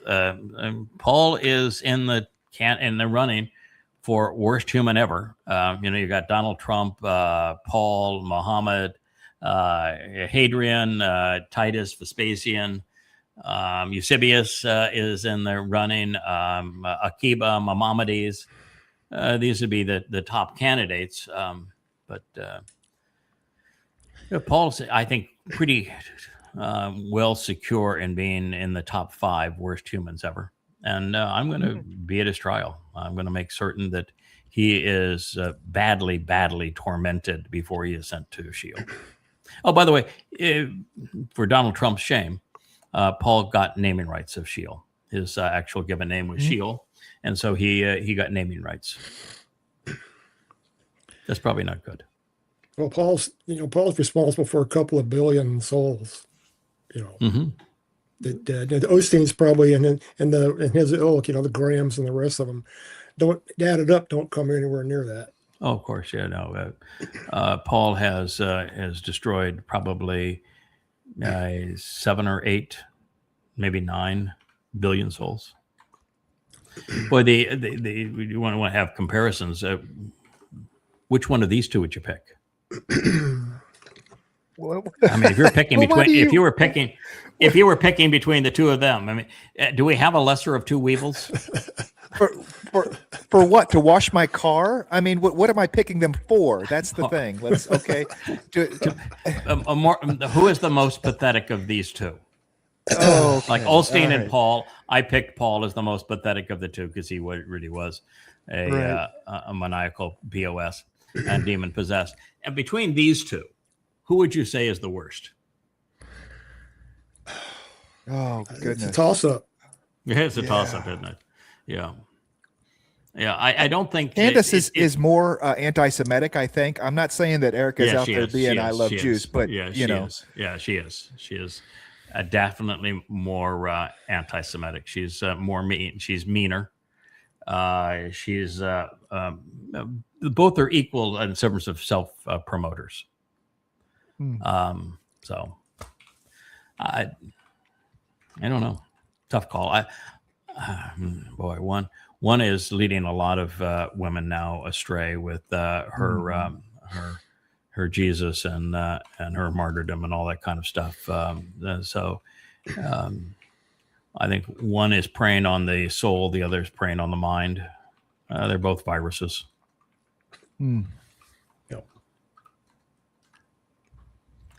Now, this one I like. Bernie explains, Bernie Sanders here is a democratic socialist.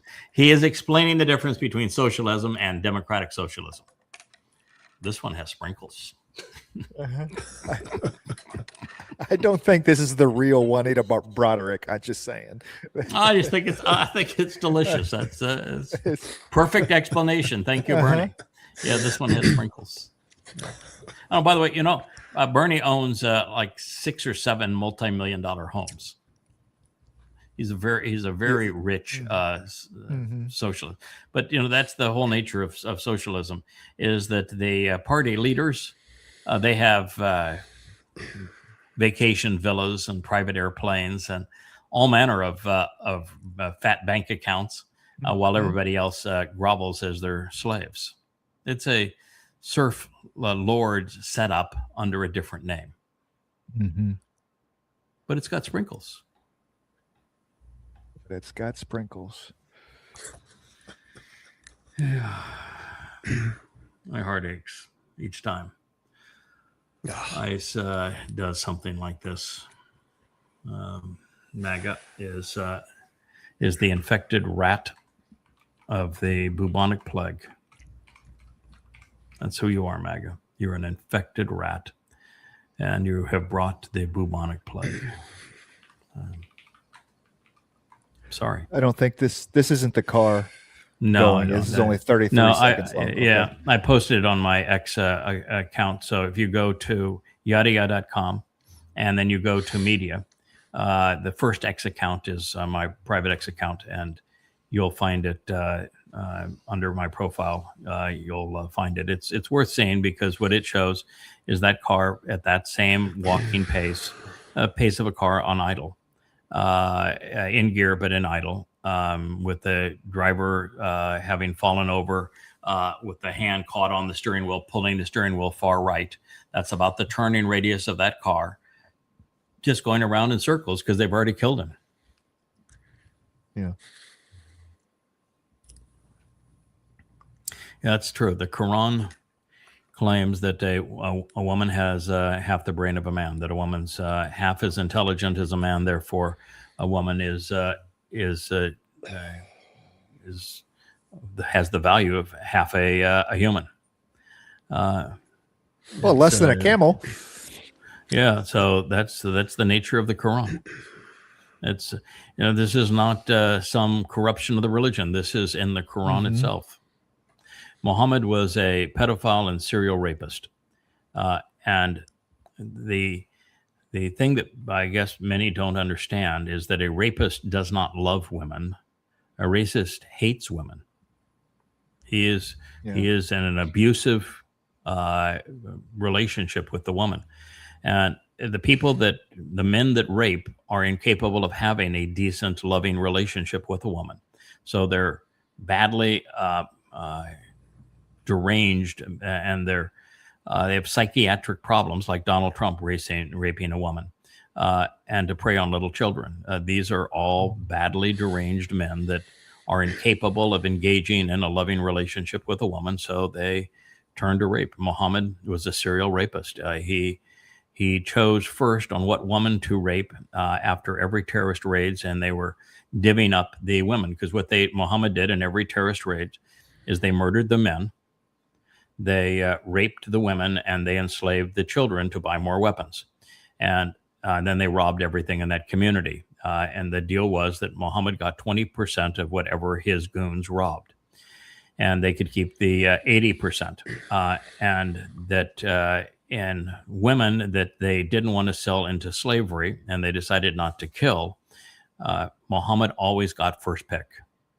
And there are women after women, mostly Jewish women, whose husbands and sons and fathers Muhammad's goons had murdered and often tortured. And he would take the wives and the daughters of these men that he had murdered, and he would rape them. And that's the nature of Muhammad and Islam. To say that Muhammad was a godly man creating a godly religion, he was a prophet. No, he's a piece of shit. He was a serial rapist. He was a pedophile. When he was 66 years old, he raped Aisha when she was 6. So we have a 66-year-old man raping a 6-year-old girl. And she was not the only child in his harem. He had many little children as sex slaves. He was a pervert of the worst order. And he was a mass murderer. He was a slave trader. He was an overt liar. He was demon-possessed by his own admission. And a misogynist. The fact that this is a religion of 2 million people just says how utterly stupid people are. And the fact that it's tolerated outside of the lands that they have conquered just shows you how stupid people are. Stupid. Yeah. This is we deserve what we tolerate. Vile religion. I mean, really vile. And if you don't think so, you go read Goddamn Religion. It's 4,200 pages based entirely on Muhammad's and Allah's words. Nothing else. 100%. Every nuance of it documented. And it is takes the Quran, the entirety of the Quran, provides 6 translations of the Quran, presents the entire Quran in chronological order, not in the order that it's been jumbled up into, sets it into the context of Muhammad's life using the even more credible hadith than the Quran is, and it demonstrates this is a really reprehensible terrorist dogma that exists to wage war on all humankind, and it is genocidal, and apartheid is one of its more redeeming characteristics. It should never have been allowed into a non-Islamic country, and it should have been quarantined a long, long time ago. Yeah, outside of Islamic countries, most people don't take the time to read the Quran. They're speaking out of context. They don't know what they're talking about. If they did actually read it, they might change their mind about it. Like you said, Prophet of Doom is the place to go. Yeah, or it's now Goddamn Religion, because it's now 5 volumes. Prophet of Doom was the book that I wrote 21 years ago. And then on 10/7/23, I was asked by the boss to to rewrite it, update it, because I've rewritten and updated every other book, and the one volume of Prophet of Doom became the 5 volumes, 4,200 pages of goddamn religion, because I wanted to make certain that every single verse of the entire Quran was presented. I wanted to add a 6th translation to it, because I realized that the Quran was actually written in Hebrew. And I wanted to use the tools that had been made available, which are interlinears and linked lexicons, and my knowledge of Hebrew to present it more accurately, while also keeping the original 5 translations that I had. And then I make certain that everything was properly documented as it related to the Hadith. But it proves that Allah is not a god, Muhammad was not a prophet, and that Islam is is genocidal. Its intent is to kill every person on earth, including every Muslim.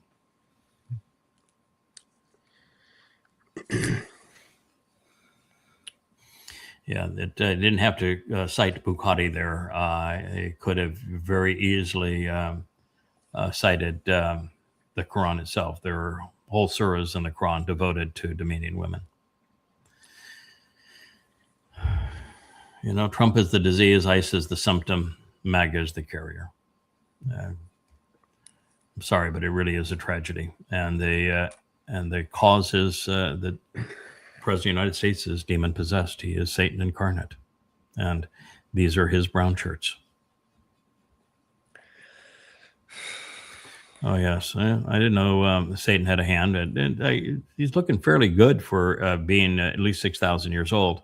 But you want to think that a bullet was moved. It was moved by Satan. But think about the AI and how stupid you'd have to be. What's wrong with the bullet there? It's got the brass on it. Exactly. Satan's not very smart. Can't save your brass if it's going down range that way, right? No, Yeah. Absolutely not.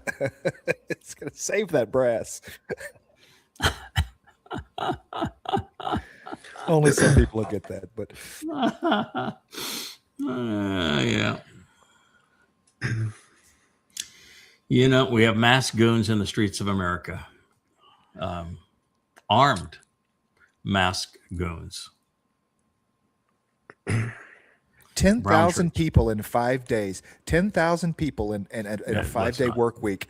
Where do they go? If you put them? No, well, they have little concentration huts for them. But the fact of the matter is, it's not true. Okay, I was going to say, because that's a small city. It's not true. I mean, no, yeah. No, sorry. Oh, Bedford's only 40,000 people. Or no, Bedford's 20,000 people. Bedford, Maine. No, it's not true. But why has truth ever been of any value? That's what I'm saying. Is I don't know that there's a prison in the United States, one facility that houses 10,000 people in one place. I mean, what is the acronym or the writing on the front of the guy that's facing us in the ski mask and the ski hat? It looks like ERO, like it could be zero or hero what, or some hero or zero. But what is that? I don't know what. Or is that a D? I'm not sure what. I'd have to go look Zero? up and see what that acronym. Nerd. Nero as N-E-R-D? Nero as in the emperor. Yeah. Nero, zero, or hero. Oh yeah, Trump now Trump's going to go and talk to the nation on Thursday. And on Thursday, he's already setting this up as that he is the reincarnation of JFK. And so he wants people to believe that JFK was onto a conspiracy. And the commies were the conspiracy. And so, during the JFK era, you're getting out of that whole era of the thought police trials and of people being accused of communist McCarthyism. sympathies. Sure. Yeah, McCarthyism. Communist leanings and tendencies, and so it was a really despicable period for the United States, and so he's coming out of that period, and it's the most aggressive period for the Soviet Union, and so there was the concern of the Soviet Union trying to expand and that sort of thing. We are in a very different time today. Of the communist countries that exist in the world, there isn't any that is trying to take over the United States. There isn't, North Korea just wants to squelch North Korea and make sure that nobody leaves North Korea. And in terms of China, they're not trying to import communism. They don't even use communism. They use free enterprise to run the country, which is why they're the manufacturing center of the world now. But they're not trying to infiltrate the United States with their brand of communism. And so there's just no infiltration anymore. And there's no, the Chinese do business with everybody in the world. They do not care. And they don't impose communism on anybody that they do a deal with. Their deals are all straightforward. We'll give you the money to do the deal. But the terms of us giving you the money to do the deal, whoa, we had a little camera flinch there. But the terms of that deal are that you will use Chinese manufacturing companies to manufacture your roadway or your power plant or your mine or your port or whatever it's going to be. We'll build it, but it's going to be built with Chinese companies. We'll give you the money. And if you pay the money back, then it's yours. We built it for you. Our businesses at a profit will benefit from it together. It's just great. And if you don't pay us back, then it's ours. No hard feelings. And there's no statement in there that says if you're not communist, then we'll take it over. No, they don't care. So that era doesn't exist anymore. And so to claim that there are communists trying to infiltrate U.S. elections, which he wants to do to promote his Save America Act, which is to say no one's ever going to have a meaningful vote again. It's just all a preposterous lie. But it's just so easy to fool people by particularly go back and say Kennedy was onto him, and now I'm the one who is actually going to identify them, and I'm going to stand up to them. Do you believe JFK was killed for trying to expose the same crooks Trump is now exposing? Hell, there's no. Some old crooks. By the way, there are some old crooks. JFK was killed by the CIA, and Trump is not trying to expose the CIA. Right. Nope. Trump has those guys in his back pocket. Yeah, be interesting to see what he comes up with his CIA. I don't know if Trump does have the CIA in his back pocket, but they certainly are a couple wet in hell.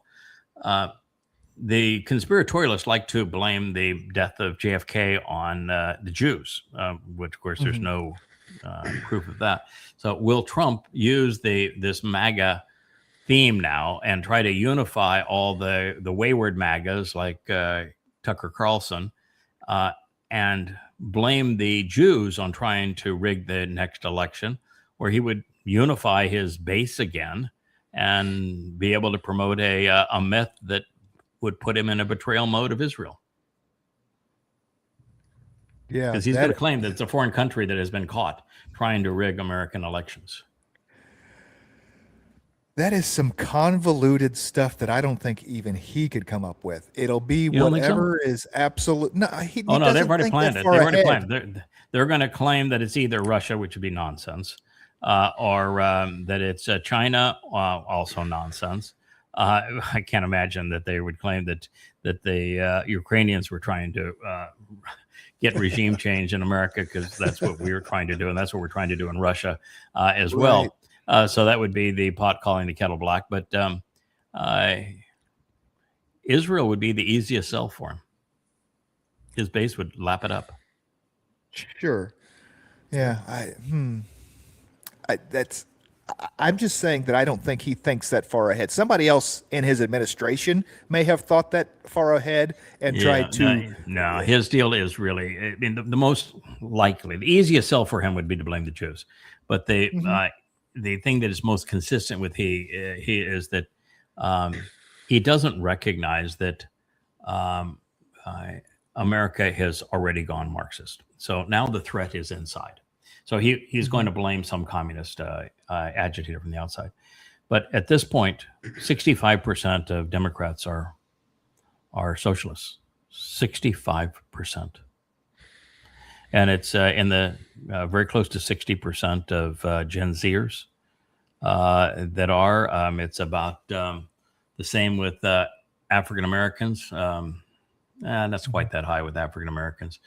But of Democrats and of Gen Zers, it's in the 60 to 65 percentile are socialists. So now, if you want to rid the country of socialists, you'd have to cull the population by 50%. Mm-hmm. Wow. Yeah. Wow. Wow. That's how dumbed down we've become. For he will order his angels to protect you wherever you go. Well, me, yes. You, not so much. I was just going to say, who is the he and who is the you? And I'm the he. I am the he, and you're not it. Yeah, I am quite familiar with Psalm 91. That was written specifically regarding this job that I'm doing. And as for that flaming sword, you'll get to see that again too. And even there are no angels, by the way, but the Malak. The stoutest of Yahowah's Saba, that's the command and control regimen of the militant wing, really, of the heavenly host. It says they will on Teruah, as this soul rises with that fiery sword, and he will have all of the heavenly host under him to incinerate the religious and political at that time. Mm-hmm. So when the Twistians get their little stories, they're all twisted and perverted from something that God actually said, and in this case, they're going to be the victim. Yeah. I was going back to your luminaries yesterday. That was kind of neat. The three sons, how they also kind of differentiate the three places for souls. With Shem being Shamaim and Japheth being the just nothingness, and then Ham. Ham is the ones that are being hit with the sword there, and Japheth are that mortal remnant who were easily persuaded. They didn't promote religion or politics. They were the victims of it. And they're going to start off as the newbies that will be open to the truth, at least. And that's the group that we're going to be working with. So we'll be working with a mortal remnant comprised of Yesheth. That's why they're going to camp out in the tents of Shem as we re-enter the garden. Yeah. Oh, by the way, after it says that after this sword and the Malak of the heavenly host rid the planet of the stigma of and the stain of religion and politics, a garden emerges. A what? A garden.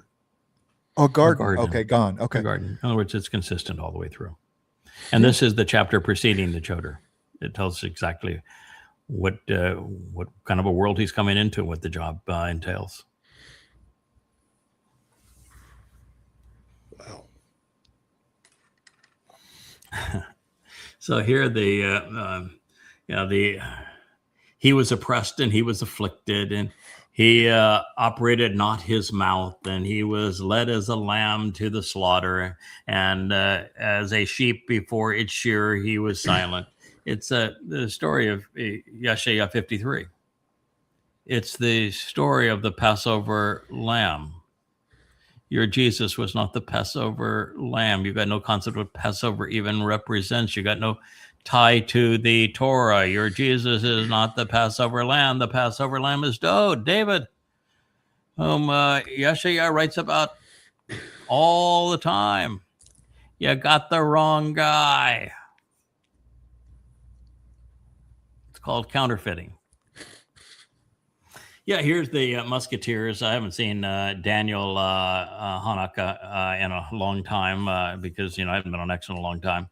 But with Facebook down, I'm using this, and he's got his Musketeers. He's got the Ayatollahs. He's got Sinwar. He's got one of the other Hamas leaders, and that's Erdogan down in the front. They're all little mice. Most people don't know that Allahu Akbar is from the Hebrew, and it actually means Allah's a mouse.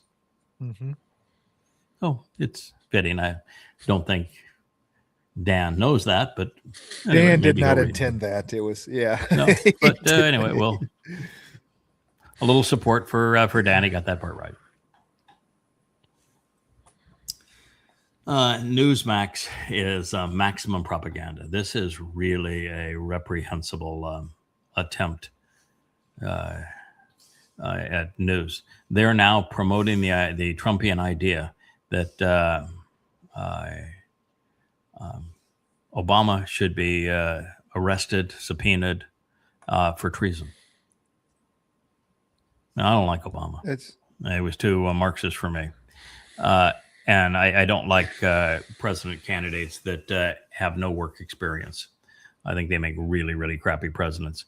But the notion that Obama was treasonous, which is the Trump lie, to have Newsmax promote that, it's scandalous. There's no journalistic integrity at all. At all. No. Everybody's being fed their own propaganda, you know. Might as well be an X right account. Yeah, might as well be an X account. Yeah, the Winston Churchill line. You know, and Winston's it's at risk here getting his account banned on X for making this statement. He made it a long time ago, and maybe it's before before Gronk was operational.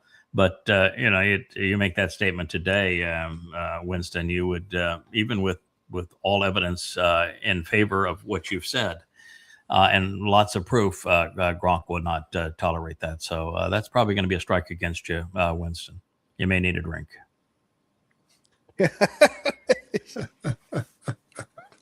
Yeah, here's another example of that.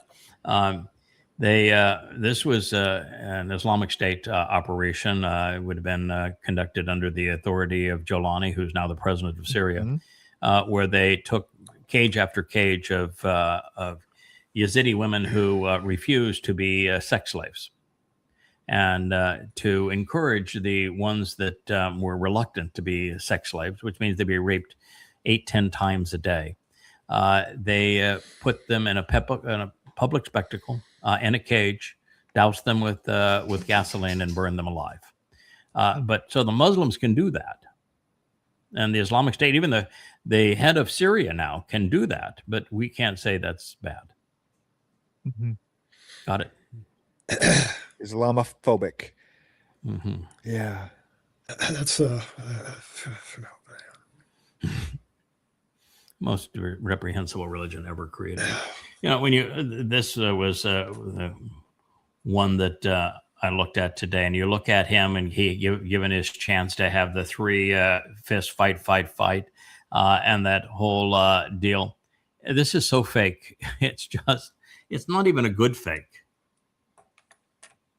Yeah. There was play it because it's really quick, but it's not even a good fake. No.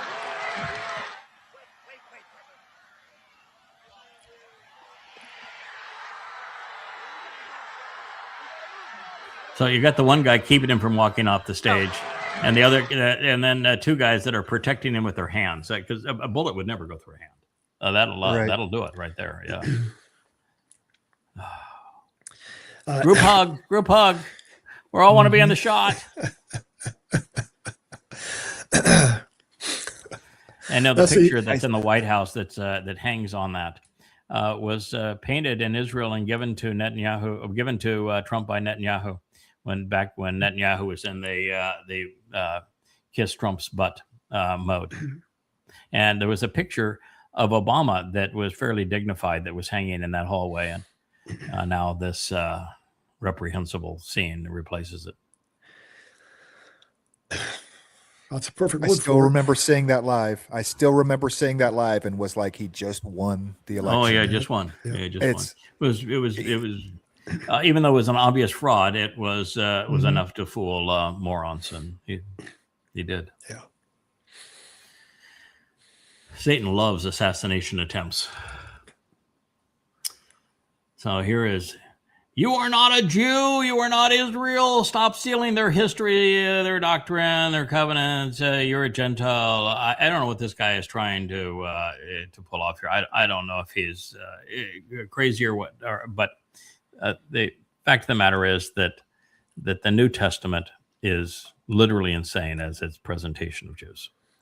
And what it says about Jews is absolutely and completely untrue, and easily proved to be untrue. And yet it was believed by Christians so that they treated Jews in a manner that was degrading and demeaning, subjugating and persecuting them for 19 centuries. And so I would say that as it relates to God's chosen people, Christianity has been the greatest menace to God's people ever created. And so if you think you're going to please God by torturing and tormenting his people, I've got another thing coming. He does not take well to that. And that's why Christianity will not exist 7 years from now. Good riddance. Good riddance. Born in Rome, full of legions, the causation of the Middle Age, Dark Ages, Inquisition. Yeah, that's a lot going for him. It's got a lot going for him. A lot of hellish behavior going for them. And I'm good riddance. Christianity has been the scum of the earth for a very long time. And Paul was a overt liar and a demonic individual who never quoted his imaginary Jesus once, never once quoted a single thing from him. And every time he quoted something from the Torah, prophets, and Psalms, he got it wrong. He misquoted it. It's so easy to prove that he is a fraud.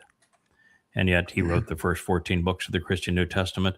The 15th book, the book of Acts, was written about him. And the next two books were written by his posse, Mark and Luke. And you got nothing else that was written prior to 100 CE. The beast that would tread upon the world. Yeah, you got it. So he's saying, if you believe any of these, I have a question. And his, what so he's got the Tooth Fairy and Santa Claus and the Spaghetti Monster, which I have proven a time or two is real. Jeebus, Yahweh, Muhammad, and the Easter Bunny. And the answer on number 5 there is, you got his name wrong, it's Yahowah, but prophecy. He proves his existence through prophecy and a perfectly accurate depiction of ancient history that the world would never have known other than his depiction of it. A totally consistent account over 1,000 years' time, but prophecy, written evidence that was said, this is what's going to happen. And we have extant written proof of the things that he said were going to happen. And centuries after they were written, they happened. And sometimes millennia after he said they were going to happen, they happen. And we're on the precipice right now of having hundreds of thousands now of prophecies fulfilled right before our eyes. So the answer on Yahowah, by the way, Yahweh does not carry a stick. He is not no thunder. He does not look like Moshe. He is not a man. Is prophecy. But to know that, you'd have to read Yahowah.com and understand all the fulfilled prophecies that he gave.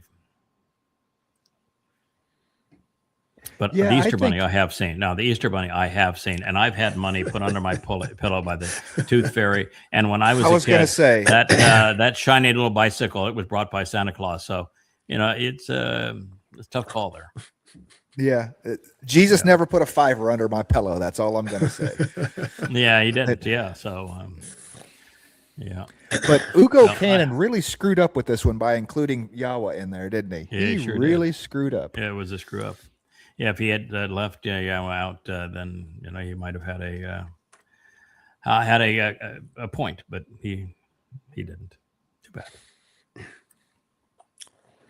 2 years ago today, Satan loves to promote myths of saving his favorites from death-defying acts. That was the big issue that Alexander the Great always had. Is that I must be a god because I've been spared from all these things. And Julius Caesar often had the same approach. Genghis Khan tried the same con job. It's a very common approach to those who are in league with Satan. Muhammad made it all the time. Yeah, the other side of that is as well is that if you didn't make it, right? I mean, because, well, yeah. Look at the Christian. Look at the Christian Jesus. He didn't make it. So right. you're gonna spare Trump, who is a rapist and pedophile and lying maniacal thug, and you're gonna spare him, but you wouldn't spare Jesus, Sure. and he's supposed to be your son. Come on. Right.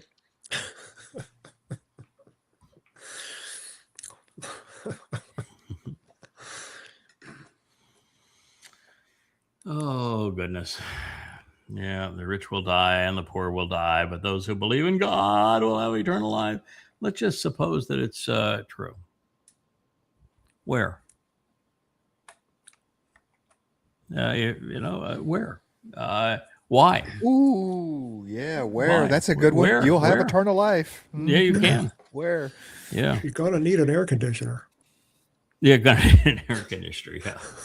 Yeah. Sorry there, sweetheart. But I can tell you absolutely for certain that God has absolutely no interest in your belief. If you are believing, you do not know him. If you do not know him, he is not giving you eternal life. And you would not want eternal life unless you have capitalized on matzah in addition to Passover, because Passover happens to be the only source of eternal life. And Passover without matzah is a really, really bad situation. And I don't see you celebrating either Pesach or matzah here. So you'd be out of luck. And oh, by the way, God says that those who pray to him who are Torahless look like they have shit on their faces. So the AI did a really bad job of depicting this little girl. It's inaccurate. She'd have her face covered in dung. Yeah, this is the Kennedy piece where Kennedy is saying, we have to be worried about commies. But you can open that top part of it, and I'll comment, because I decided that I would do a little investigation, because at that time the communist and the Soviet Union was an outside threat to America, and so that invading communists infiltrating the country it's a long past situation. That it did not happen to any significance in the 1960s, and by the 1970s it was forgotten. But by 2020 now, it's here, and communism is us. So China runs an economy on free enterprise. It does not export communism, and nor does North Korea. So the primary sources of Marxism today are America's schools and universities, overwhelmingly so. 65% of Democrats are Marxist. 40% of independents. 60% of Gen Z. For the under 30, 60% are socialists, 55% of blacks. So if you wanted to talk about communism in America, the only way you could resolve communism in America is to export half of Americans, shut down all schools so that you don't make any more of them, and you'd have to get rid of what almost 2/3 of people under 30 years old. And you'd go to a one-party system because you couldn't have Democrats. Well, he did say that the American military was going to be fighting American citizens, testing, on. So if you're going to rid America of communism, which I'm opposed to as well, but not in his technique, you'd have to essentially kill half of America. Yeah, Good luck with that. There'd be a civil war and martial law.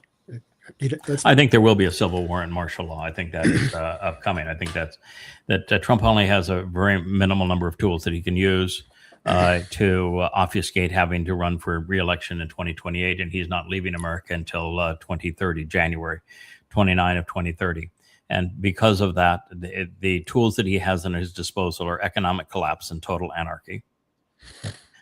He has World War, and he has Civil War. And they don't have to be independent. They could all be blended together. But those are the basic tools that he has. And because there is a 0% possibility that the man would be reelected.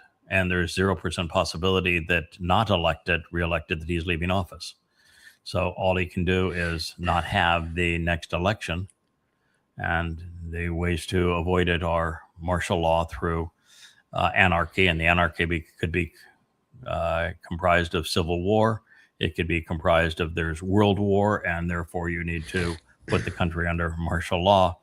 And it could be a complete and total economic collapse, all of which are possible between now and 2028. All of those are possible. Yep. So, pick your poison. So here's Daniel again, Daniel Hanukkah, and he was actually one of the more reasonable of the Israeli promoters, but he's got it here. He wants to make Iran Persian again. What he doesn't know is that Persia's long gone, and that Persia and Rome beat each other to oblivion. And by the time that Islam rose and after Muhammad's death, and they had the war of compulsion, forcing every Arab to become Muslim, they went on a 100-year conquest of the world, and that conquest actually lasted all the way through the Battle of Tours in the 17th century. So it was a very, very long conquest of the world. But these savages prevailed because, well, they were more savage than anything that the world had ever encountered previously.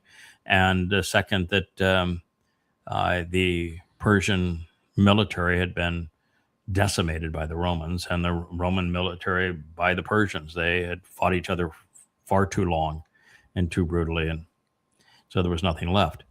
And so Islam was forced on Persia, and it destroyed the Persian culture.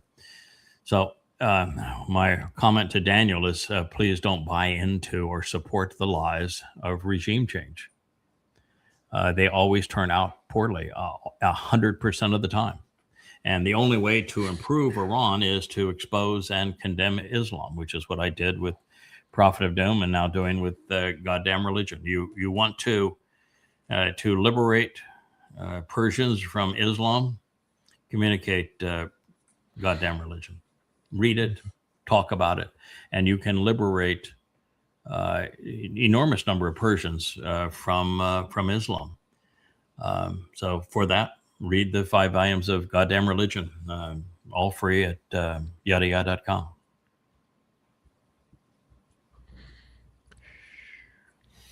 Yeah, here's one of the atheists. Why can't God communicate directly with everyone? Why rely on pastors? Well, he hates pastors, and so I can assure that he's not relying on pastors, and he doesn't like you either. So he's not going to speak to you either. So he doesn't like you, and he hates pastors. So there you go. Yeah, he answered the question. You ought to read his story. That's one of the things I always get frustrated with people. Why do you ask questions that God's already answered? God answered this question twice. And then he was consistent. Once he answered the question twice, he just went on and did exactly what he said.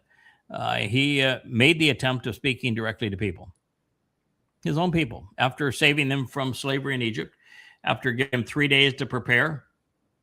He came down at least a energy-based projection of him. And he spoke to them through this energy-based projection. And the Israelites, after God saving them, all told God to go away. They said, we want you to go away. We don't ever want to see you or hear from you again. So God tried that. Didn't work. God's not stupid. He's not Donald Trump of, I've made a mistake. It didn't work. I'm going to do that same thing again and watch it not work, so that after it doesn't work, I'm going to do that same thing again and have it not work. God said obviously it didn't work. People were just way too intimidated. They had too much darkness in them, and they felt very uncomfortable in God's presence and hearing directly from him. And God says, I get it. That's why God couldn't resolve the issue with Adam himself. It was just too much for him. And he was too much for the children of Israel. So they told him to go away and shut up. They never want to hear from him again. And God said, I get it. I won't ever do that again. I will pick people and I will speak through people that I choose. And so that's the answer to your question, is he does not speak directly to everyone. He does not know any more than a fraction of 1 in a million people today. And so he is not speaking with someone who is an antagonist like you. And he has never spoken through the religious, ever. Oh, you're just been played for a fool there, skeptic. You've not thought it through. The answer was available to you. Let's do one more, and we'll call it for the day. So this is Donald Trump is going to have his Thursday evening press conference. The speech to the nation reportedly to show newly declassified intelligence reports. Well, when you say intelligence reports in the United States, you're really in trouble. That revealed that a foreign nation plans to interfere with the 2020. How could you say it plans to interfere with the 2020 presidential election? Plans is in the present or future tense, and 2020 is long gone. Yes. Yeah. It was. First of all, it's old news. I mean, because it seems like the verb doesn't. Yeah, fit and there was absolutely. there was no proof. The best thing they could come up with is that there were some folks in various countries that had bots and social media, like on X and Facebook, which is probably 40% bots anyway on X and Facebook, that put out really stupid social media things that had Satan and Jesus wrestling, and Satan says, "No, I'm going for the guy Trump. I'm pulling for Trump," and so to be influenced by them, you'd have to be social media stupid. And if you're social media stupid, you really shouldn't be voting anyway. But was there any coordinated national level interference in the U.S. elections? No. Has the Central Intelligence Agency interfered in virtually every country's elections? Yes. And so a address that has the CIA saying that the 2020 elections were interfered with, that was the claim, of course, that the Democrats had to accuse Trump, and now so Trump wants to have his big powwow on saying that we have evidence that some foreign country wanted to influence the religion on behalf of Biden. Is that what he's going to claim? It was 6 years ago. It was 6 years ago. Oh my God. Even if we knew that Russia tried to, they wanted Biden in and they bought it for Biden. What does that change now? Absolutely. Okay. First of all, nothing.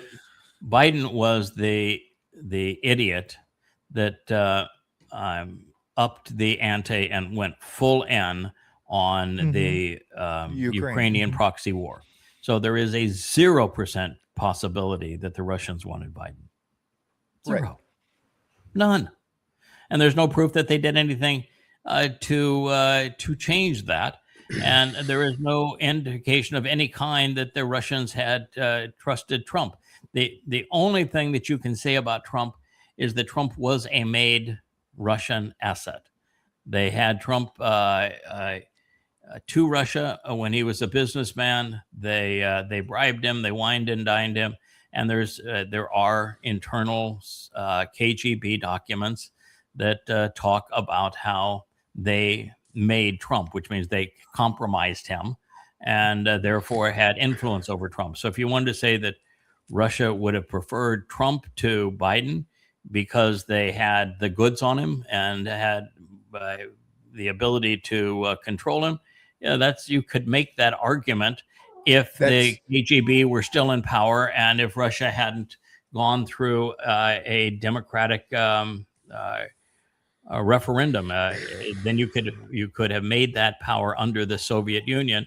You can't make that claim now. And why would Trump want to bring that claim if they're trying to get him because they have the goods on him? So that's not my point. My point is the only thing that changes, it's like a home run record when they figure out you're doping. Biden gets an asterisk next to his name, and Trump gets to say, I really won that election. That's literally all he cares about. That's literally the only thing that changes with this little announcement, fake or real. I mean, literally the only thing they can change is put an asterisk by Biden's name, and Trump can say, I really did win that election, It's because there was election interference. I was absolutely nothing changes. Absolutely nothing changes for anyone else in the world, with this little speech thing. But what country would have preferred Biden over Trump? It can't be Russia, and. There's no reason to assume it would be China. Israel. Yeah, China. There's no reason to assume. You would never assume it'd be Israel. So who was it that would want that? And how did they manage to pull that off? And what did they gain? Madagascar. It was Madagascar. It's the what are they? The mercats of Madagascar. Yes. Move it. I shake it. Move the fact that you know that at all. Yeah. So the mercats of Madagascar. There we go. I guess that could be it. Yeah. And they wanted the Lion King, and and the hippopotamus was running against him, and they wanted the Lion King, and.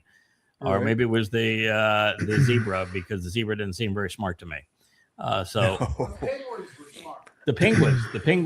penguins were clever, but so the penguins could have been the maniacal ones. So let's blame the penguins. Masterminds. Yeah. Mm-hmm. Okay. So the CIA, which has clandestinely perpetrated 100 regime change operations around the world, and routinely interferes in everybody's politics, is now going to be the voice of credibility that's going to say somebody else actually tried to interfere in America's politics, and that's not good because we're the only legitimate interferers. America can interfere, yes. Nobody else can interfere, and therefore we're saying that they're bad because they did they tried to do what we do every day. Mm-hmm. Do I have that right, Wookie? Yeah, Wookie says, I think you've talked enough, Dad. We're going to go and do something else now that's really fun. Maybe have a good lunch or something. So we'll say goodbye. Wookie is here to say goodbye. And here we are to Wook. Thank you, Roger. It's a pleasure being with you. We'll stay tuned. Great fun. We'll do her again tomorrow. Good day. Good day. Hey there. Thanks for tuning in. That was Fetch. Gotta run now. Catch y'all on our next podcast.